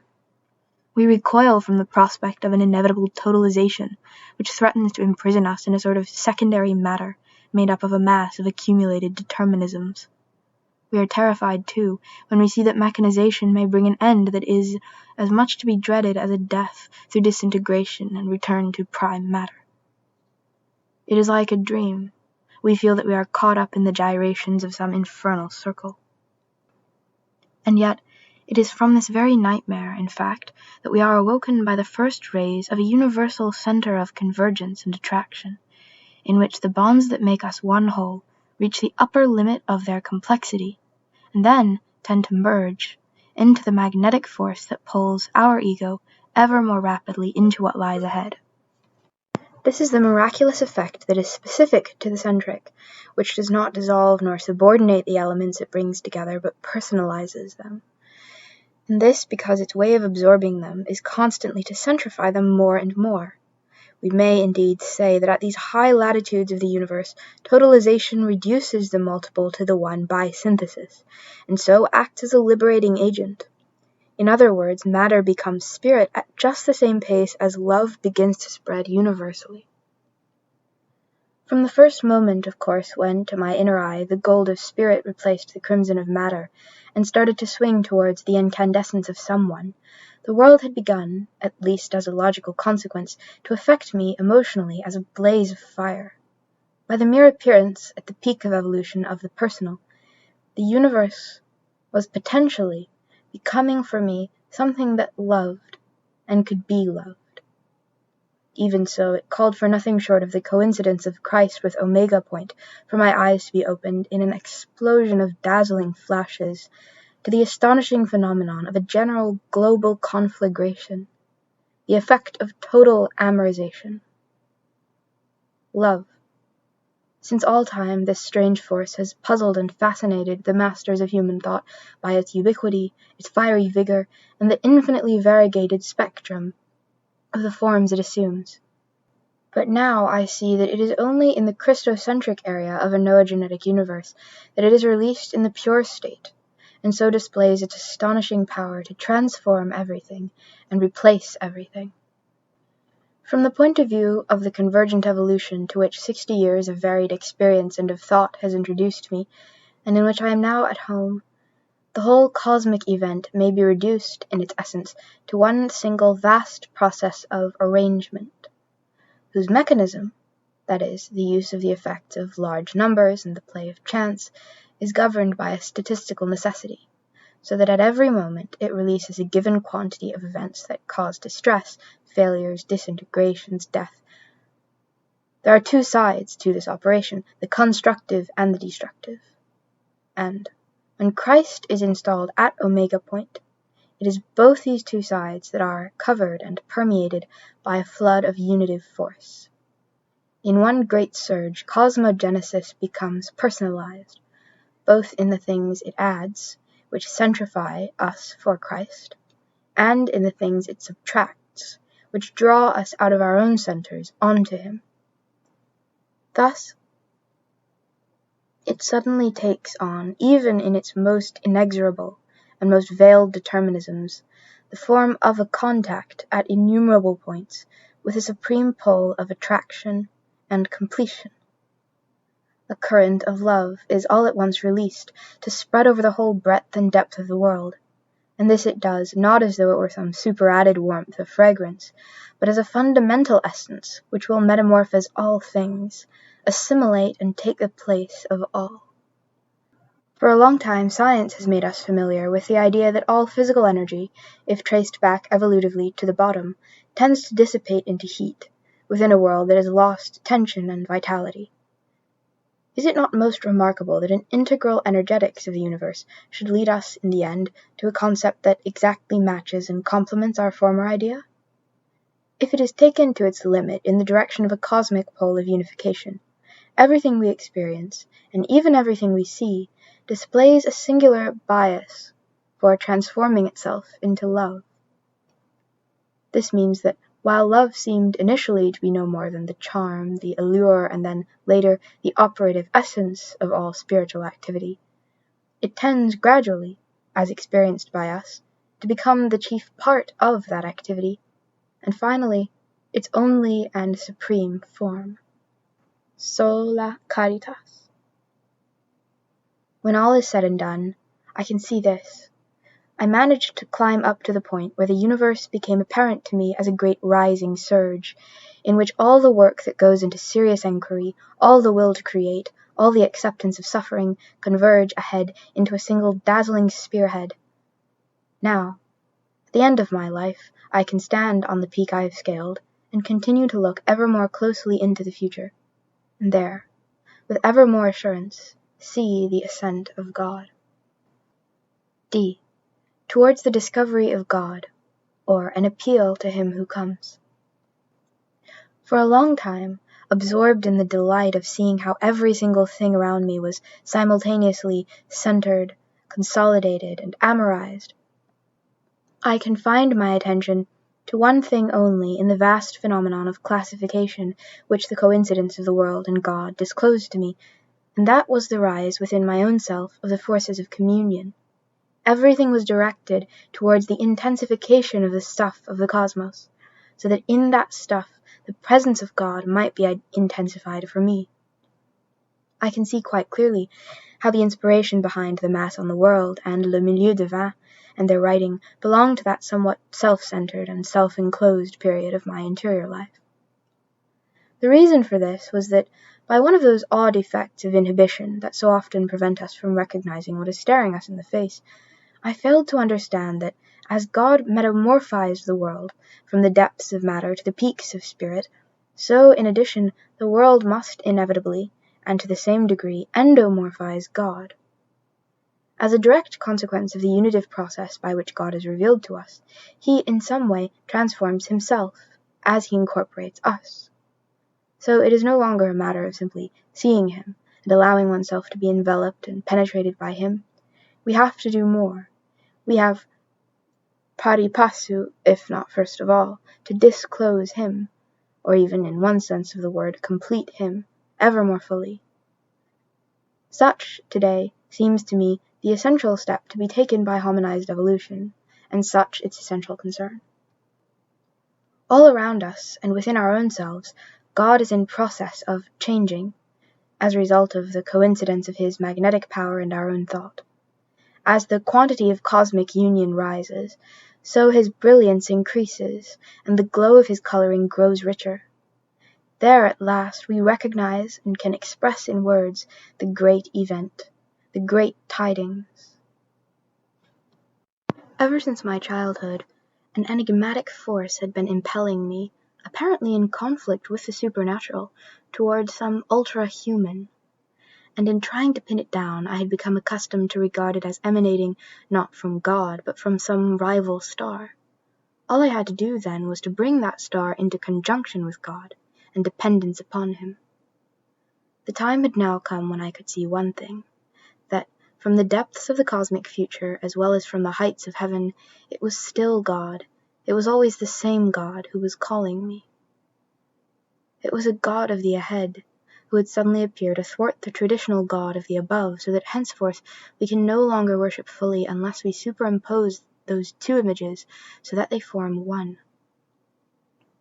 A new faith, in which the essential faith that rises up towards a transcendent, and the propulsive faith that drives toward an immanent, form a single compound, a new charity in which all the earth's dynamic passions combine as they are divinized. It is this I now see, with a vision that will never leave me, that the world is desperately in need of at this very moment, if it is not to collapse. Classical metaphysics had accustomed us to seeing in the world, which it regarded as an object of creation, a sort of extrinsic product, which had issued from God's supreme, efficient power as the fruit of his overflowing benevolence. I find myself now irresistibly led, and this precisely because it enables me both to act and to love in the fullest degree, to a view that harmonizes with the spirit of St. Paul. I see in the world a mysterious product of completion and fulfillment for the absolute being himself. Note: the censors who were asked in 1948 to give their views on this essay by Père Teilhard held that this passage was incompatible with orthodoxy. Père Teilhard agreed to replace the words complétion and achèvement, translated here as completion and fulfillment, by satisfaction. Shortly afterwards, however, when he was turning this over in his mind, he told us, all the same, the universe is, for God, much more than a satisfying product, un produit de satisfaction. A passage by Cardinal de Beru, which we read after Teilhard's death, should make it clear that it was the latter who was in the right. This is what de Bérulle, called by Urban the VIII the Apostle of the Incarnate Word, has to say. God the Father, who is the fontal source of the Godhead, produces two divine persons in himself, and the Son, who is the second producing person in the Godhead, concludes his productiveness in a single divine person, and this third person, who does not produce anything eternal and uncreated, produces the incarnate Word, and this incarnate Word produces the order of grace and of glory which ends in making us gods by anticipation. This completes God's communication in himself and outside himself. Les Grandeurs de Jésus, 1623. Thus, since the God-man represents the fecundity of the Holy Spirit, and since the incarnation of the Word is linked to the creation of an evolutive universe, we may legitimately conclude that the universe is indeed a mysterious product of completion and fulfillment for the Absolute Being himself. It is no longer participated being of extraposition and divergence, but participated being of pleromization and convergence. It is the effect no longer of creative causality, but of creative union. At the same time, too, I see that it is Christ who first makes himself cosmic, and then, in some way, makes himself absolute. There is an objection that we more and more hear raised by Gentiles against Christians, that by the very fact of the interposition of Jesus between man and God, our notion of God is arrested and we might say atrophied in its developments. As a result, they say, Christianity no longer stimulates the need to worship for the modern mind, but rather paralyzes it. How often have I myself come close to believing this? And how often, quite apart from that, have I not heard it said? It is as though we believed in a Christ who diminished the stature of God. How quickly, however, and how permanently that fatal suspicion vanishes the very moment we become sensitive to the mysticism of today, and so perceive that precisely because of those characteristics that would at first appear to confine him too strictly to the particular, an historically incarnate God is, on the contrary, the only God who can satisfy not only the inflexible laws of a universe in which nothing is produced or appears except by way of birth, but also the irrepressible aspirations of our own mind. For the basic truth is, if we say God of the above plus God of the ahead, what does this new equation, fundamental to all religion in the future, give us, if not an ultimate whose dimensions are theocosmic, that is Christic? In a system of creative union, it is not only the universe, but God himself, who is necessarily Christified in Omega, at the upper limits of cosmogenesis. In other words, evolved monotheism, around which all that is best in the earth's religious energies undoubtedly seems to be concentrating, is moving to its logical and biological fulfillment in the direction of some pan-Christism. With no limit to his capacity for being extended and adapted to the world's new dimension, and, in addition, with an inexhaustible charge of evolutive energy for our hearts, so there is growing in our firmament, to the scale of and at the demand of the ultra-human, a true super-Christ, in all the radiance of super-charity. Prayer to the ever-greater Christ.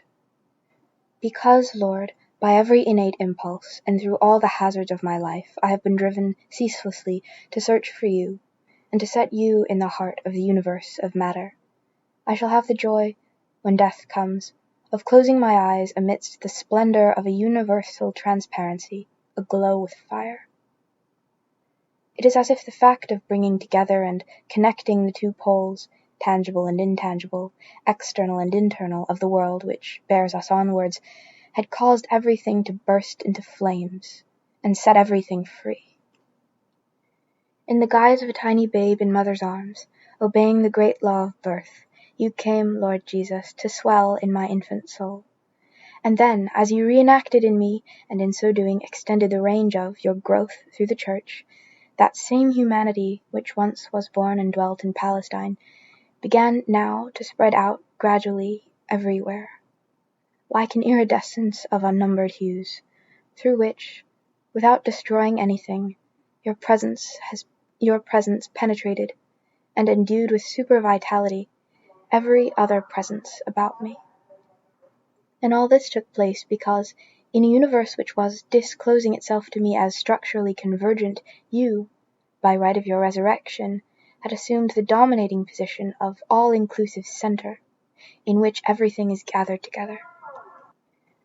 A fantastic molecular swarm which, either falling like snow from the inmost recesses of the infinitely diffuse, or, on the other hand, surging up like smoke from the explosion of some infinitely simple, an awe-inspiring multitude, indeed, which whirls us around in its tornado.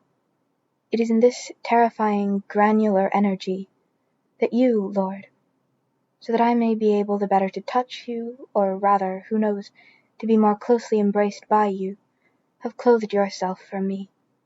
Nay, it is of this that you have formed your very body. And for many years I saw in it no more than a wonderful contact with an already completed perfection. Until that day, and it was only yesterday, when you made me realize that when you espoused matter, it was not merely its immensity and its organicity that you had taken on.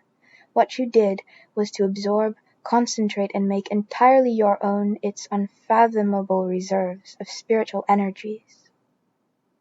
So true is this that ever since that time you have become for my mind and heart much more than he who was and who is. You have become he who shall be. For some of your servants, Lord, the world, our new world, the world of nuclei, of atoms and genes, has become a source of constant anxiety, because it seems to us now so mobile, so irresistible and so big. The increasing probability, to which we conspire to close our eyes, of other thinking planets in the firmament, the unmistakable rebound of an evolution that has become capable, through planetary effort, of governing its own direction and speed, the rising over our horizon, as an effective ultra-reflection of an ultra-human. All this seems frightening to a man who, as he still shrinks from flinging himself into the great ocean of matter, is afraid that he may see his God burst asunder in the acquisition of a new dimension. Yet can anything, Lord, in fact do more for my understanding and my soul to make you an object of love, the only object of love, than to see that you, the center ever opened into your own deepest core, continue to grow in intensity, that there is an added glow to your luster, at the same pace as you pleromise yourself by gathering together the universe, and subjecting it ever more fully at the heart of your being, until the time for returning, you and the world in you, to the bosom of him from whom you came. The more the years go by, Lord, the more I believe that I can see that in myself and in the world around me, the most important, though unvoiced, concern of modern man is much less a struggle for the possession of the world than a search for a way of escaping from it. The agony of feeling that one is imprisoned in the cosmic bubble, not so much spatially as ontologically. The fretful hunt for a way out for evolution, or more exactly, for its point of focus. In the modern world, that is the sorrow, the price to be paid for a growing planetary reflection that lies, heavy but as hardly recognized, on the soul of both Christian and Gentile. As mankind emerges into consciousness of the movement that carries it along, it has a continually more urgent need of a direction and a solution ahead and above, to which it will at last be able to consecrate itself. Who, then, is this God, no longer the God of the old cosmos, but the God of the new cosmogenesis? So constituted precisely because the effect of a mystical operation that has been going on for 2,000 years has been to disclose in you, beneath the child of Bethlehem and the crucified, the moving principle and the all-embracing nucleus of the world itself. Who is this God for whom our generation looks so eagerly? Who but you, Jesus, who represent him and bring him to us? Lord of consistence and union, you whose distinguishing mark and essence is the power indefinitely to grow greater, without distortion or loss of continuity, to the measure of the mysterious matter whose heart you fill, and all whose movements you ultimately control. Lord of my childhood, and Lord of my last days, God, complete in relation to yourself, and yet, for us, continually being born. God who, because you offer yourself to our worship as evolver and evolving, are henceforth the only being that can satisfy us. Sweep away at last the clouds that still hide you, the clouds of hostile prejudice, and those too of false creeds. Let your universal presence spring forth in a blaze that is at once diaphany and fire. O ever greater Christ! Conclusion: the feminine or the unitive. Finally, note, I think that the féminin will be presented and discussed as a kind of conclusion or envoi, not so much as an element by itself, than as a kind of light, illuminating the process of universal concentration, vraiment, in fact, as I wrote you, the spirit of union. The living heart of the tangible is the flesh. And for man the flesh means woman. Ever since my childhood I had been engaged in the search for the heart of matter. And so it was inevitable that sooner or later I should come up against the feminine. The only curious thing is that in the event it was not until my 30th year that this happened. So powerful was the fascination that the impersonal and the generalized held for me. It was therefore a strange time lag. On the other hand, it was rewarding, because the new energy entered into my soul at the very moment, on the eve of the war, when my sense of the cosmos and sense of humanity were emerging from their childhood. Thus there was no longer any danger that it might divert or dissipate my forces.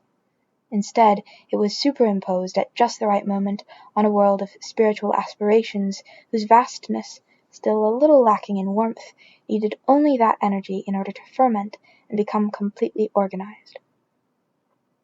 As I tell the story in these pages of my inner vision, I would be leaving out an essential element or atmosphere if I did not add, in conclusion, that from the critical moment when I rejected many of the old molds in which my family life and my religion had formed me, I began to wake up and express myself in terms that were really my own.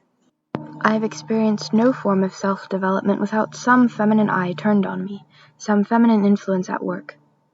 When I say this, you will understand, of course, that I mean simply that general, half-worshipping homage which sprang from the depths of my being, and was paid to those women whose warmth and charm have been absorbed, drop by drop, into the lifeblood of my most cherished ideas.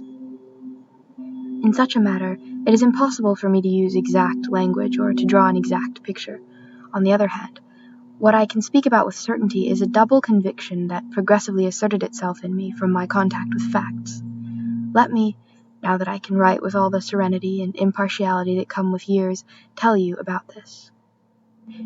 In the first place, it seems to be indisputable, both logically and factually, that there can be for a person, even if they are devoted to the service of a cause or of a god, and however great that devotion, no road to spiritual maturity or plenitude except through some emotional influence, whose function is to sensitize their understanding and stimulate, at least initially, their capacity for love. Every day supplies more irrefutable evidence that nobody at all can dispense with the feminine, any more than they can dispense with light or oxygen or vitamins. Secondly, however primordial in human psychism the plenifying encounter of the sexes may be, and however essential to its structure, there is nothing to prove, indeed the opposite is much more true, that we yet have an exact idea of the functioning of this fundamental complementarity, or of the best forms in which it can be effected. We have a marriage that is always polarized socially towards reproduction, and a religious perfection that is always represented theologically in terms of separation. And there can be no doubt but that we lack a third road between the two. I do not mean a middle road, but a higher, a road that is demanded by the revolutionary transformation that has recently been effected in our thought by the transposition of the notion of spirit. For the spirit that comes from dematerialization, we have substituted the spirit that comes from synthesis. Materia matrix. It is no longer a matter of retreating by abstinence from the unfathomable spiritual powers that still lie dormant under the mutual attraction of the sexes, but of conquering them by sublimation. Such, I am ever more convinced, is the hidden essence of chastity, and such the magnificent task that awaits it. Note that Père Teilhard himself added, as an appendix to his autobiography, the story of his first mystical experiences, shows that he wished the illumination he had then attained to extend to what he had written. If we are to understand the feminine at the high level at which he had been living since 1919, we must appreciate the full force of the following passage from The Spiritual Power of Matter. A profound reformation had just been effected in him of such a nature that it was now no longer possible for him to be human except on another plane. His affection would be a burden, even for those he loved most, for they would feel that he was always, with invincible determination, looking for something behind them. With the conclusion printed here, we should compare the eternal feminine.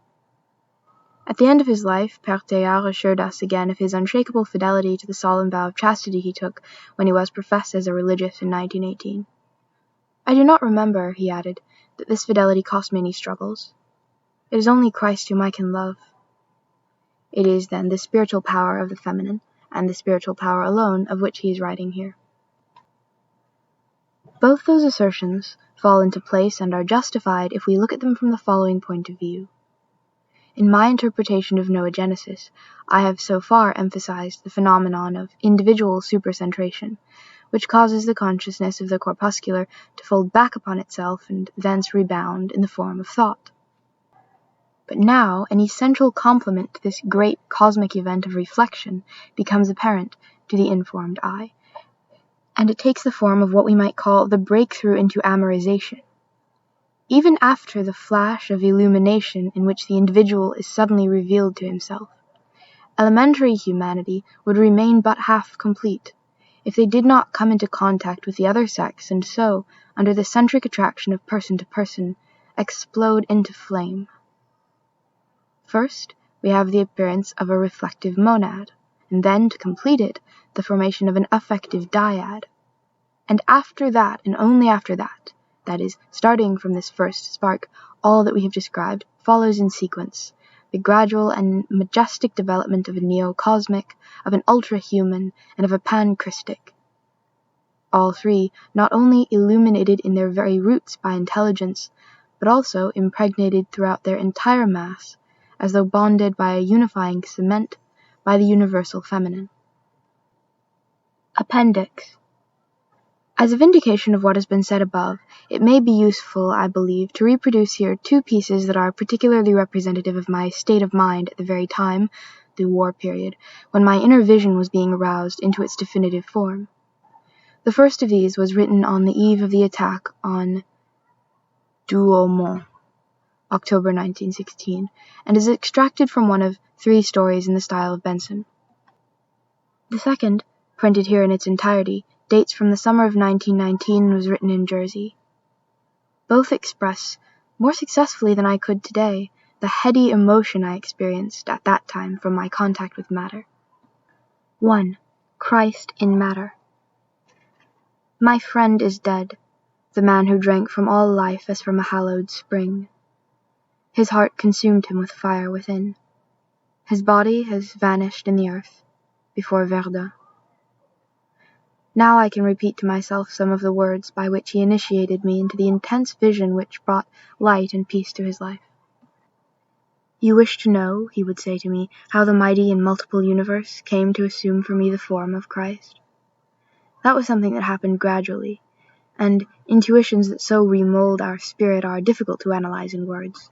Still, I can try to tell you about some of the experiences that allowed the light of day to pour into my soul from below, as though a curtain were being raised in successive jerks. The picture. At that time, he began, my mind was concerned with a problem that was half philosophic and half aesthetic. Suppose, I used to think, that Christ should deign to appear here in the flesh before my very eyes, what would he look like? Most important of all, in what way would he fit himself into matter and so be sensibly apprehended? How would he impinge on the objects around him? And I felt that there was something vaguely distressing, something that grated on me, in the idea that the body of the Lord could be jostled in the world scene by the multitude of inferior bodies, without the latter's noticing or recognizing by some perceptible change the intensity that brushed against them. Meanwhile, my eyes had unconsciously come to rest on a picture that represented Christ with his heart offered to men. This picture was hanging in front of me on the wall of a church into which I had gone to pray, and, continuing my line of thought, I could not see how it could be possible for an artist to represent the sacred humanity of Jesus without giving him this over-exact physical definition, which seemed to cut him off from all other people, without giving him a face whose expression was too individual. A beautiful face, no doubt, but beautiful in a particular way which excluded all other types of beauty. I was worrying and wondering about all this, and I was still looking at the picture when the vision began. Indeed, I cannot be certain exactly when it began, because it had already reached a certain pitch of intensity when I became aware of it. All I know is that as I let my eyes roam over the outlines of the picture, I suddenly realized that they were melting. They were melting, but in a very special way that I find it difficult to describe. When I tried to distinguish the drawing of the person of Christ, the lines seemed to be sharply defined, and then if I relaxed my visual concentration, the whole of Christ's outline, the folds of his robe, the bloom of his skin, merged, though without disappearing, into all the rest. You might have said that the edge, which divided Christ from the surrounding world, was changing into a layer of vibration in which all distinct delimitation was lost. As I remember it, the change must first have been noticeable in a particular spot on the edge of the picture. It started there, and then ran all round the outline of the figure. It was in that order, at any rate, that I became aware of it. And then, after that, the metamorphosis spread rapidly and included every detail. First, I noticed that the vibrant atmosphere which formed a halo around Christ was not confined to a narrow strip encircling him, but radiated into infinity. From time to time, what seemed to be trails of phosphorescence streamed across it, in which could be seen a continuous, pulsing surge which reached out to the furthest spheres of matter, forming a sort of crimson ganglion or nervous network running across every substance. The whole universe was vibrating. And yet, when I tried to look at the details one by one, I found them still as sharply drawn, their individual character still intact. All this movement seemed to emanate from Christ, from his heart in particular. And it was while I was trying to find my way back to the source of this affluence and determine its rhythm that my attention returned to the portrait itself, and then I saw the vision rapidly mount to its climax. I see that I have forgotten to tell you how Christ was dressed. His raiment was white as the light, as we read in the account of the Transfiguration. But what struck me most was that it was not woven on any loom, unless the hand of the angels is the hand of matter. It was from no crudely spun thread that warp and weft were made, but matter, a fluorescence of matter, had spontaneously woven itself, working with the most intimate essence of its substance to produce a magically textured lawn. And I thought I could see the interlocked fibers running on, harmoniously combining to form a natural design, which was built into them from their first beginning. And yet, you must understand, I could not give my full attention to this garment, so marvelously woven by the endless cooperation of all the energies of matter and its whole order. It was the transfigured face of the Master that drew me and held me. At night time, you've often seen some stars that change the quality of their light. At one moment they are blood-red beads, and then they take on the shimmer of purple velvet. Similarly, you've seen the colors of the rainbow float in a transparent bubble. It was thus that the light and the colors of all the beauties we know shone with an inexpressible iridescence over the face of Jesus, itself unmoved. I cannot say whether it was an expression of my own wishes or whether it was the choice of him who determined and knew my tastes, but one thing I know, that these countless modifications, instinct with majesty, sweetness, and irresistible appeal, followed one another in succession, were transformed, melted into one another, in a harmony that was utterly satisfying to me. And all this time, beneath this surface movement, both supporting it and concentrating it in a higher unity, floated the incommunicable beauty of Christ. Again, I guessed at, rather than apprehended, that beauty, For every time I tried to see through the screen of lesser beauties that hid it from me, other particular and fragmentary beauties came to the surface and drew a veil between me and true beauty, even as they allowed me to glimpse it and stimulated my longing. The whole face gave out this radiance, regulated by this same law, but the center of radiation and iridescence was hidden in the eyes of the transfigured portrait. The reflection, or was it the creative form, the idea of all that can charm, of all that has life, overlaid in a rainbow the rich depths of those eyes. And as I tried to read the secret of the luminous simplicity of their fire, it dissolved into a fathomless complexity in which were mixed all that the expressive eye has ever held to bring warmth to the heart of a person and enthrall it.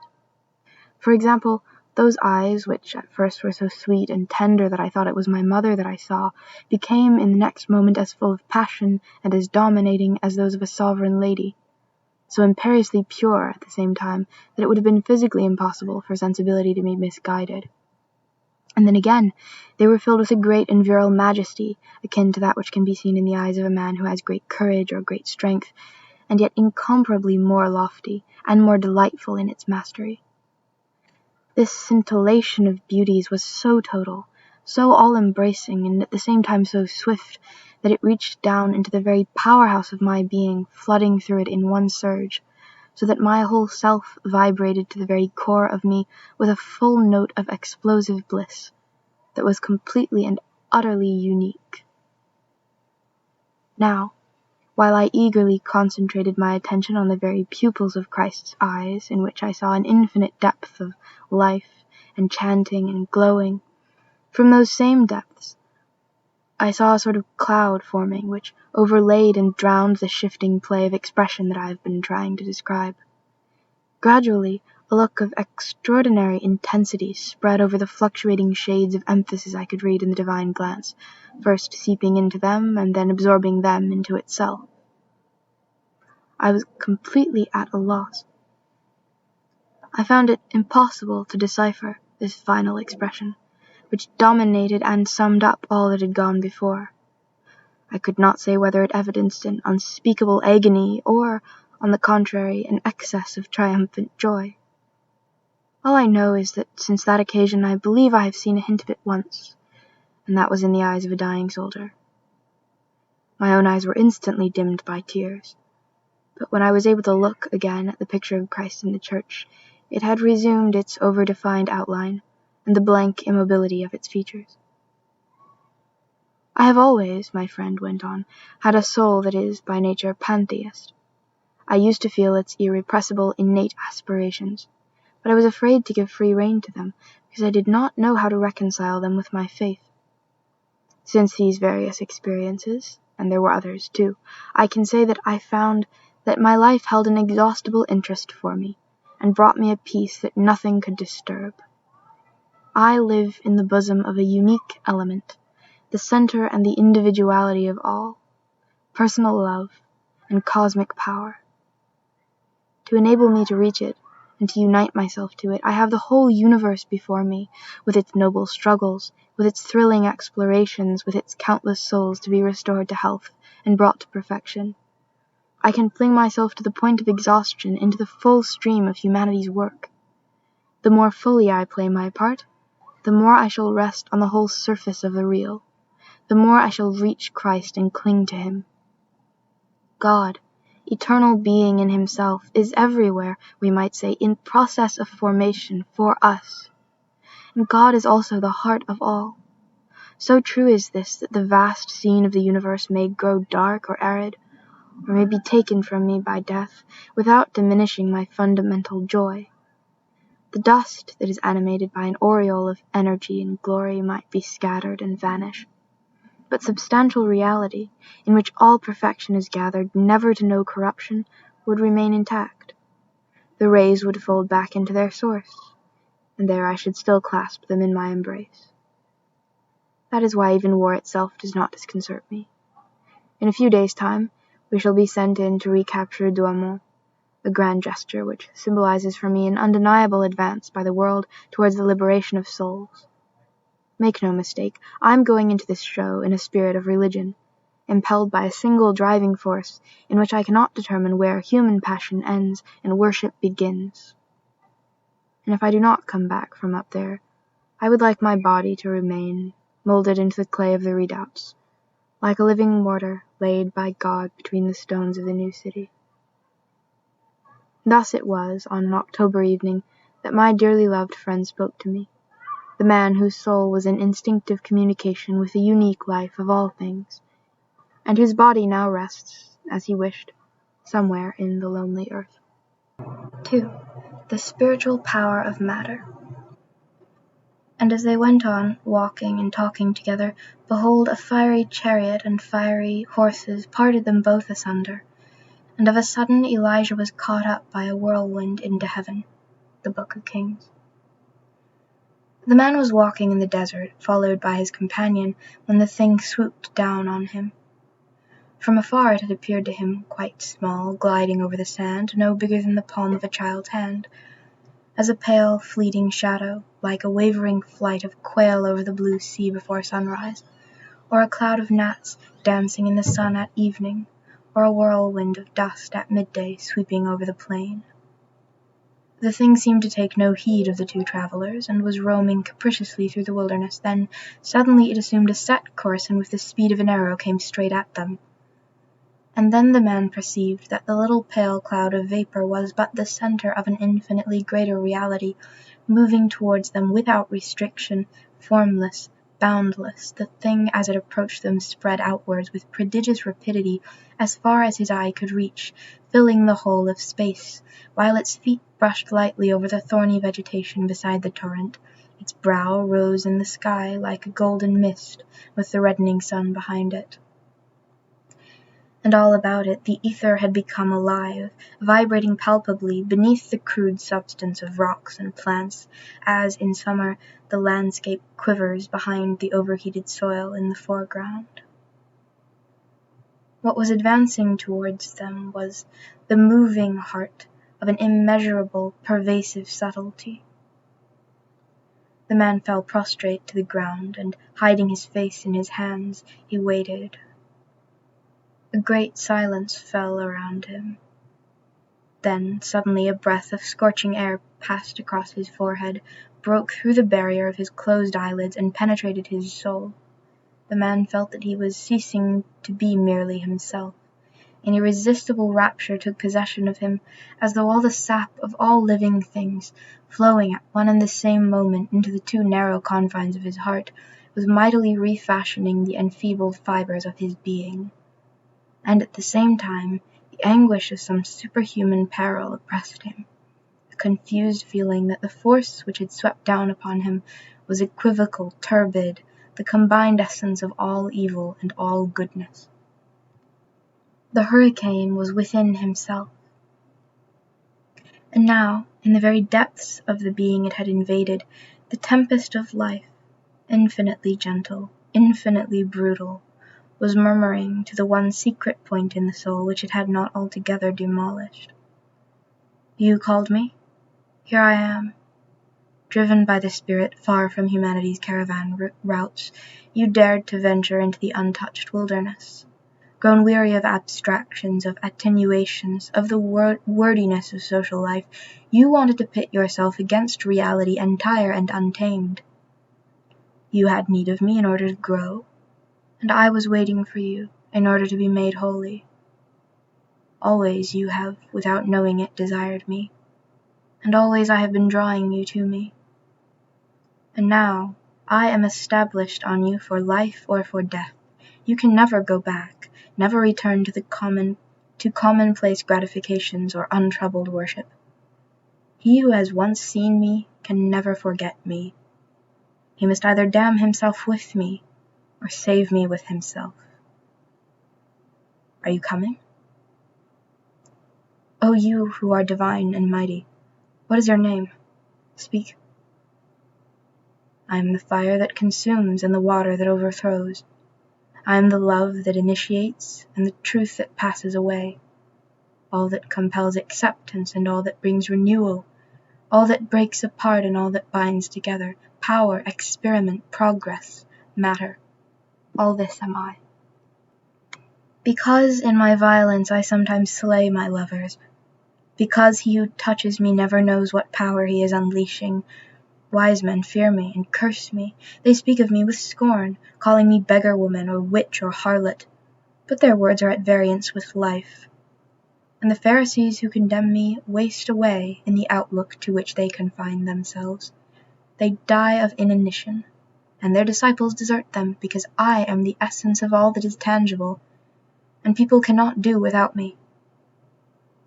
You who have grasped that the world beloved of God, has, even more than individuals, a soul to be redeemed, lay your whole being wide open to my inspiration, and receive the spirit of the earth which is to be saved.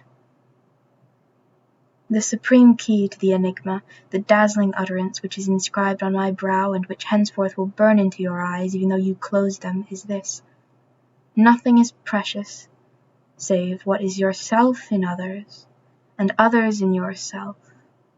In heaven all things are but one, in heaven all is one. Come, do you not feel my breath uprooting you and carrying you away? Up, man of God, and make haste, for according to the way a man surrenders himself to it, the whirlwind will either drag him down into the darkness of its depths, or lift him up into the blue skies. Your salvation and mine hang on this first moment. O you who are matter, my heart, as you see, is trembling. Since it is you, tell me, what would you have me do? Take up your arms, O Israel, and do battle boldly against me. The wind, having at first penetrated and pervaded him stealthily like a filter, had now become aggressive, hostile. From within its coils it exhaled now the acrid stench of battle. The musky smell of forests, the feverish atmosphere of cities, the sinister, heady scent that rises up from nations locked in battle, all this writhed within its folds, a vapor gathered from the four corners of the earth. The man, still prostrate, suddenly started as though his flesh had felt the spur. He leapt to his feet and stood erect, facing the storm. It was the soul of his entire race that had shuddered within him, an obscure memory of a first sudden awakening in the midst of beasts, stronger, better armed than he, a sad echo of the long struggle to tame the corn, to master the fire, a rancorous dread of the maleficent forces of nature, a lust for knowledge and possession. A moment ago, in the sweetness of the first contact, he had instinctively longed to lose himself in the warm wind which enfolded him. Now, this wave of bliss in which he had all but melted away was changed into a ruthless determination towards increased being. The man had scented the enemy, his hereditary quarry. He dug his feet into the ground and began his battle. He fought, first of all, in order not to be swept away, but then he began to fight for the joy of fighting, the joy of feeling his own strength.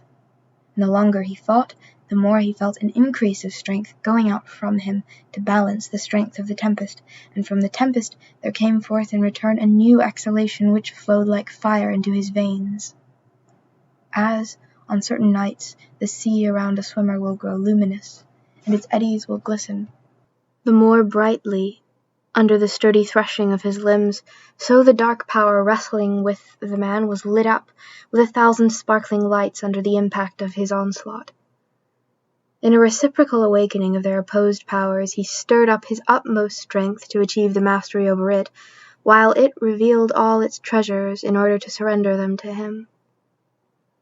Son of earth, steep yourself in the sea of matter, bathe in its fiery waters, for it is the source of your life and your youthfulness.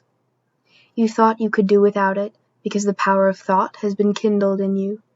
You hoped that the more thoroughly you rejected the tangible, the closer you would be to spirit, that you would be more divine if you lived in the world of pure thought, or at least more angelic if you fled the corporeal. Well, you were like to have perished of hunger. You must have oil for your limbs, blood for your veins, water for your soul, the world of reality for your intellect. Do you not see that the very law of your own nature makes these a necessity for you?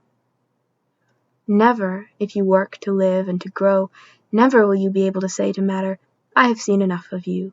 I have surveyed your mysteries, and have taken from them enough food for my thought to last me forever. I tell you, even though, like the sage of sages, you carried in your memory the image of all the beings that people the earth or swim in the seas, still, all that knowledge would be as nothing for your soul, for all abstract knowledge is only a faded reality. This is because, to understand the world, knowledge is not enough. You must see it, touch it, live in its presence, and drink the vital heat of existence in the very heart of reality. Never say, matter is accursed, matter is evil. For there has come one who said, you will drink poisonous draughts, and they shall not harm you. And again, life shall spring forth out of death. And then finally, the words which spell my definitive liberation, this is my body. Purity does not lie in separation from, but in deeper penetration into the universe. It is to be found in that love, the love of that unique, boundless essence which penetrates the inmost depths of all things, and there, from within those depths, deeper than the mortal zone where individuals and multitudes struggle, works upon them and molds them. Purity lies in a chaste contact with that which is the same in all. Oh, the beauty of spirit as it rises up adorned with all the riches of the earth. Son of man, bathe yourself in the ocean of matter. Plunge into it where it is deepest and most violent, struggle in its currents and drink of its waters. For it cradled you long ago in your preconscious existence, and it is that ocean that will raise you up to God. Standing amidst the tempest, the man turned his head looking for his companion, and in that moment he perceived a strange metamorphosis. The earth was simultaneously vanishing away, yet growing in size. It was vanishing away, for here, immediately beneath him, the meaningless variations in the terrain were diminishing and dissolving. On the other hand, it was growing ever greater, for there, in the distance, the curve of the horizon was climbing ceaselessly higher. The man saw himself standing in the center of an immense cup, the rim of which was closing over him. And then the frenzy of battle gave place in his heart to an irresistible longing to submit, and in a flash he discovered, everywhere present around him, the one thing necessary.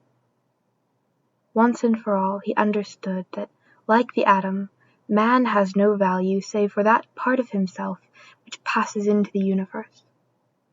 He recognized with absolute certainty the empty fragility of even the noblest theorizings, as compared with the definitive plenitude of the smallest fact, grasped in its total concrete reality.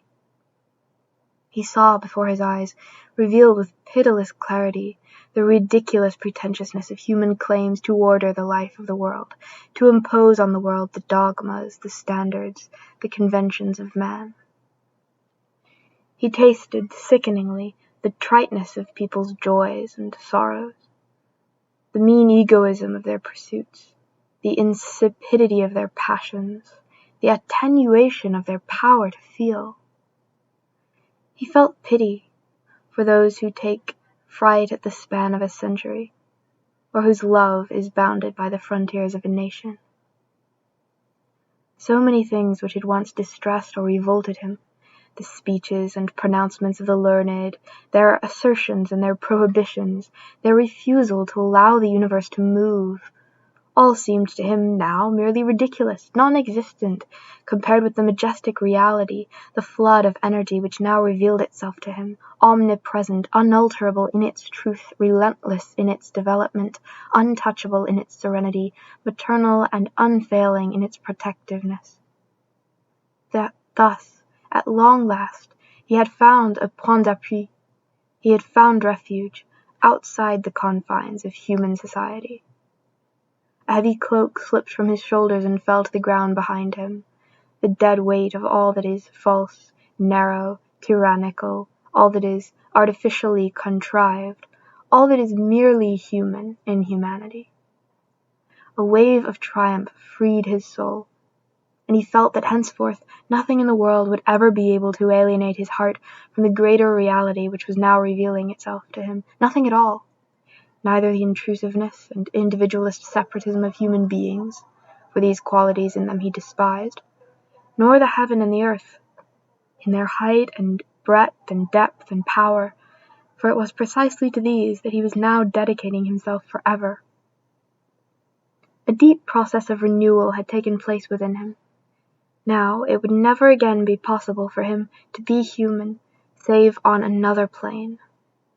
Were he to descend again now to the everyday life of earth, even though it were to rejoin his faithful companion, still prostrate over there on the desert sand, he would henceforth be forever a stranger. Yes, of this he was certain.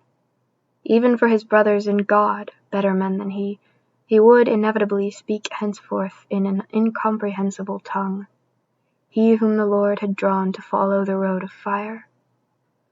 Even for those he loved the most, his love would be henceforth a burden, for they would sense his compulsion to be forever seeking something behind themselves. Because matter, throwing off its veil of restless movement and multiplicity, had revealed to him its glorious unity, chaos now divided him from other people. Because it had forever withdrawn his heart from all that is merely local or individual, all that is fragmentary, henceforth for him it alone, in its totality, would be his father and mother, his family, his race, his unique consuming passion. And not a soul in the world could do anything to change this. Turning his eyes resolutely away from what was receding from him, he surrendered himself, in superabounding faith, to the wind which was sweeping the universe onwards. And now, in the heart of the whirling cloud, a light was growing, a light in which there was the tenderness and the mobility of a human glance, and from it there spread a warmth which was not now like the harsh heat radiating from a furnace, but like the opulent warmth which emanates from a human body. What had been a blind and feral immensity was now becoming expressive and personal, and its hitherto amorphous expanses were being molded into features of an ineffable face. A being was taking form in the totality of space, a being with the attractive power of a soul, palpable like a body, vast as the sky, a being which mingled with things yet remained distinct from them, a being of a higher order than the substance of things with which it was adorned, yet taking shape within them. The rising sun was being born in the heart of the world. God was shining forth from the summit of that world of matter, whose waves were carrying up to him the world of spirit. The man fell to his knees in the fiery chariot which was bearing him away, and he spoke these words. Hymn to matter. Blessed be you, harsh matter, barren soil, stubborn rock, you who yield only to violence, you who force us to work if we would eat. Blessed be you, perilous matter, violent sea, untamable passion, you who, unless we fetter you, will devour us. Blessed be you, mighty matter, irresistible march of evolution, reality ever newborn, you who, by constantly shattering our mental categories, force us to go ever further and further in our pursuit of the truth. Blessed be you, universal matter, immeasurable time, boundless ether, triple abyss of stars and atoms and generations. You who, by overflowing and dissolving our narrow standards or measurement, reveal to us the dimensions of God. Blessed be you, impenetrable matter, you who interpose between our minds and the world of essences, cause us to languish with the desire to pierce through the seamless veil of phenomena. Blessed be you, mortal matter, you who one day will undergo the process of dissolution within us, and will thereby take us forcibly into the very heart of that which exists. Without you, without your onslaughts, without your uprootings of us, we should remain all our lives inert, stagnant, puerile, ignorant both of ourselves and of God. You who batter us and then dress our wounds, you who resist us and yield to us, you who wreck and build, you who shackle and liberate, the sap of our souls, the hand of God, the flesh of Christ, it is you, matter, that I bless. I bless you, matter, and you I acclaim, not as the pontiffs of science or the moralizing preachers depict you, debased, disfigured, a mass of brute forces and base appetites, but as you reveal yourself to me today, in your totality and your true nature, you I acclaim as the inexhaustible potentiality for existence and transformation wherein the predestined substance germinates and grows. I acclaim you as the universal power which brings together and unites, through which the multitudinous monads are bound together, and in which they all converge on the way of the Spirit.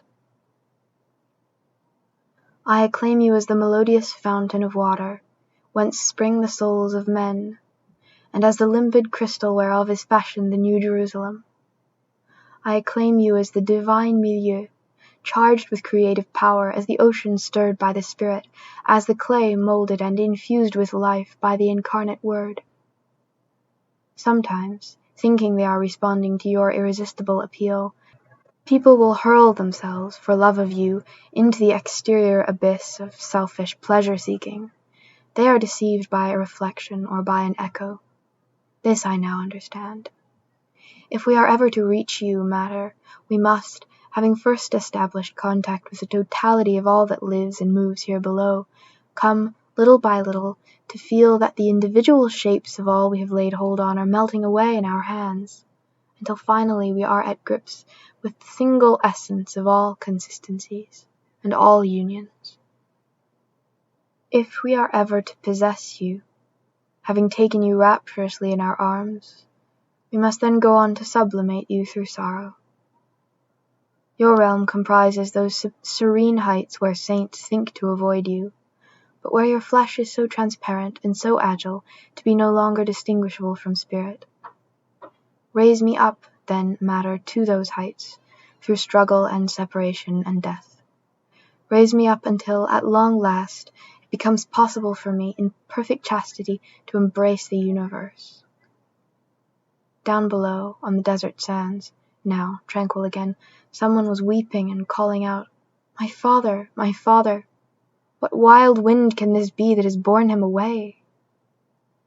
And on the ground there lay a cloak.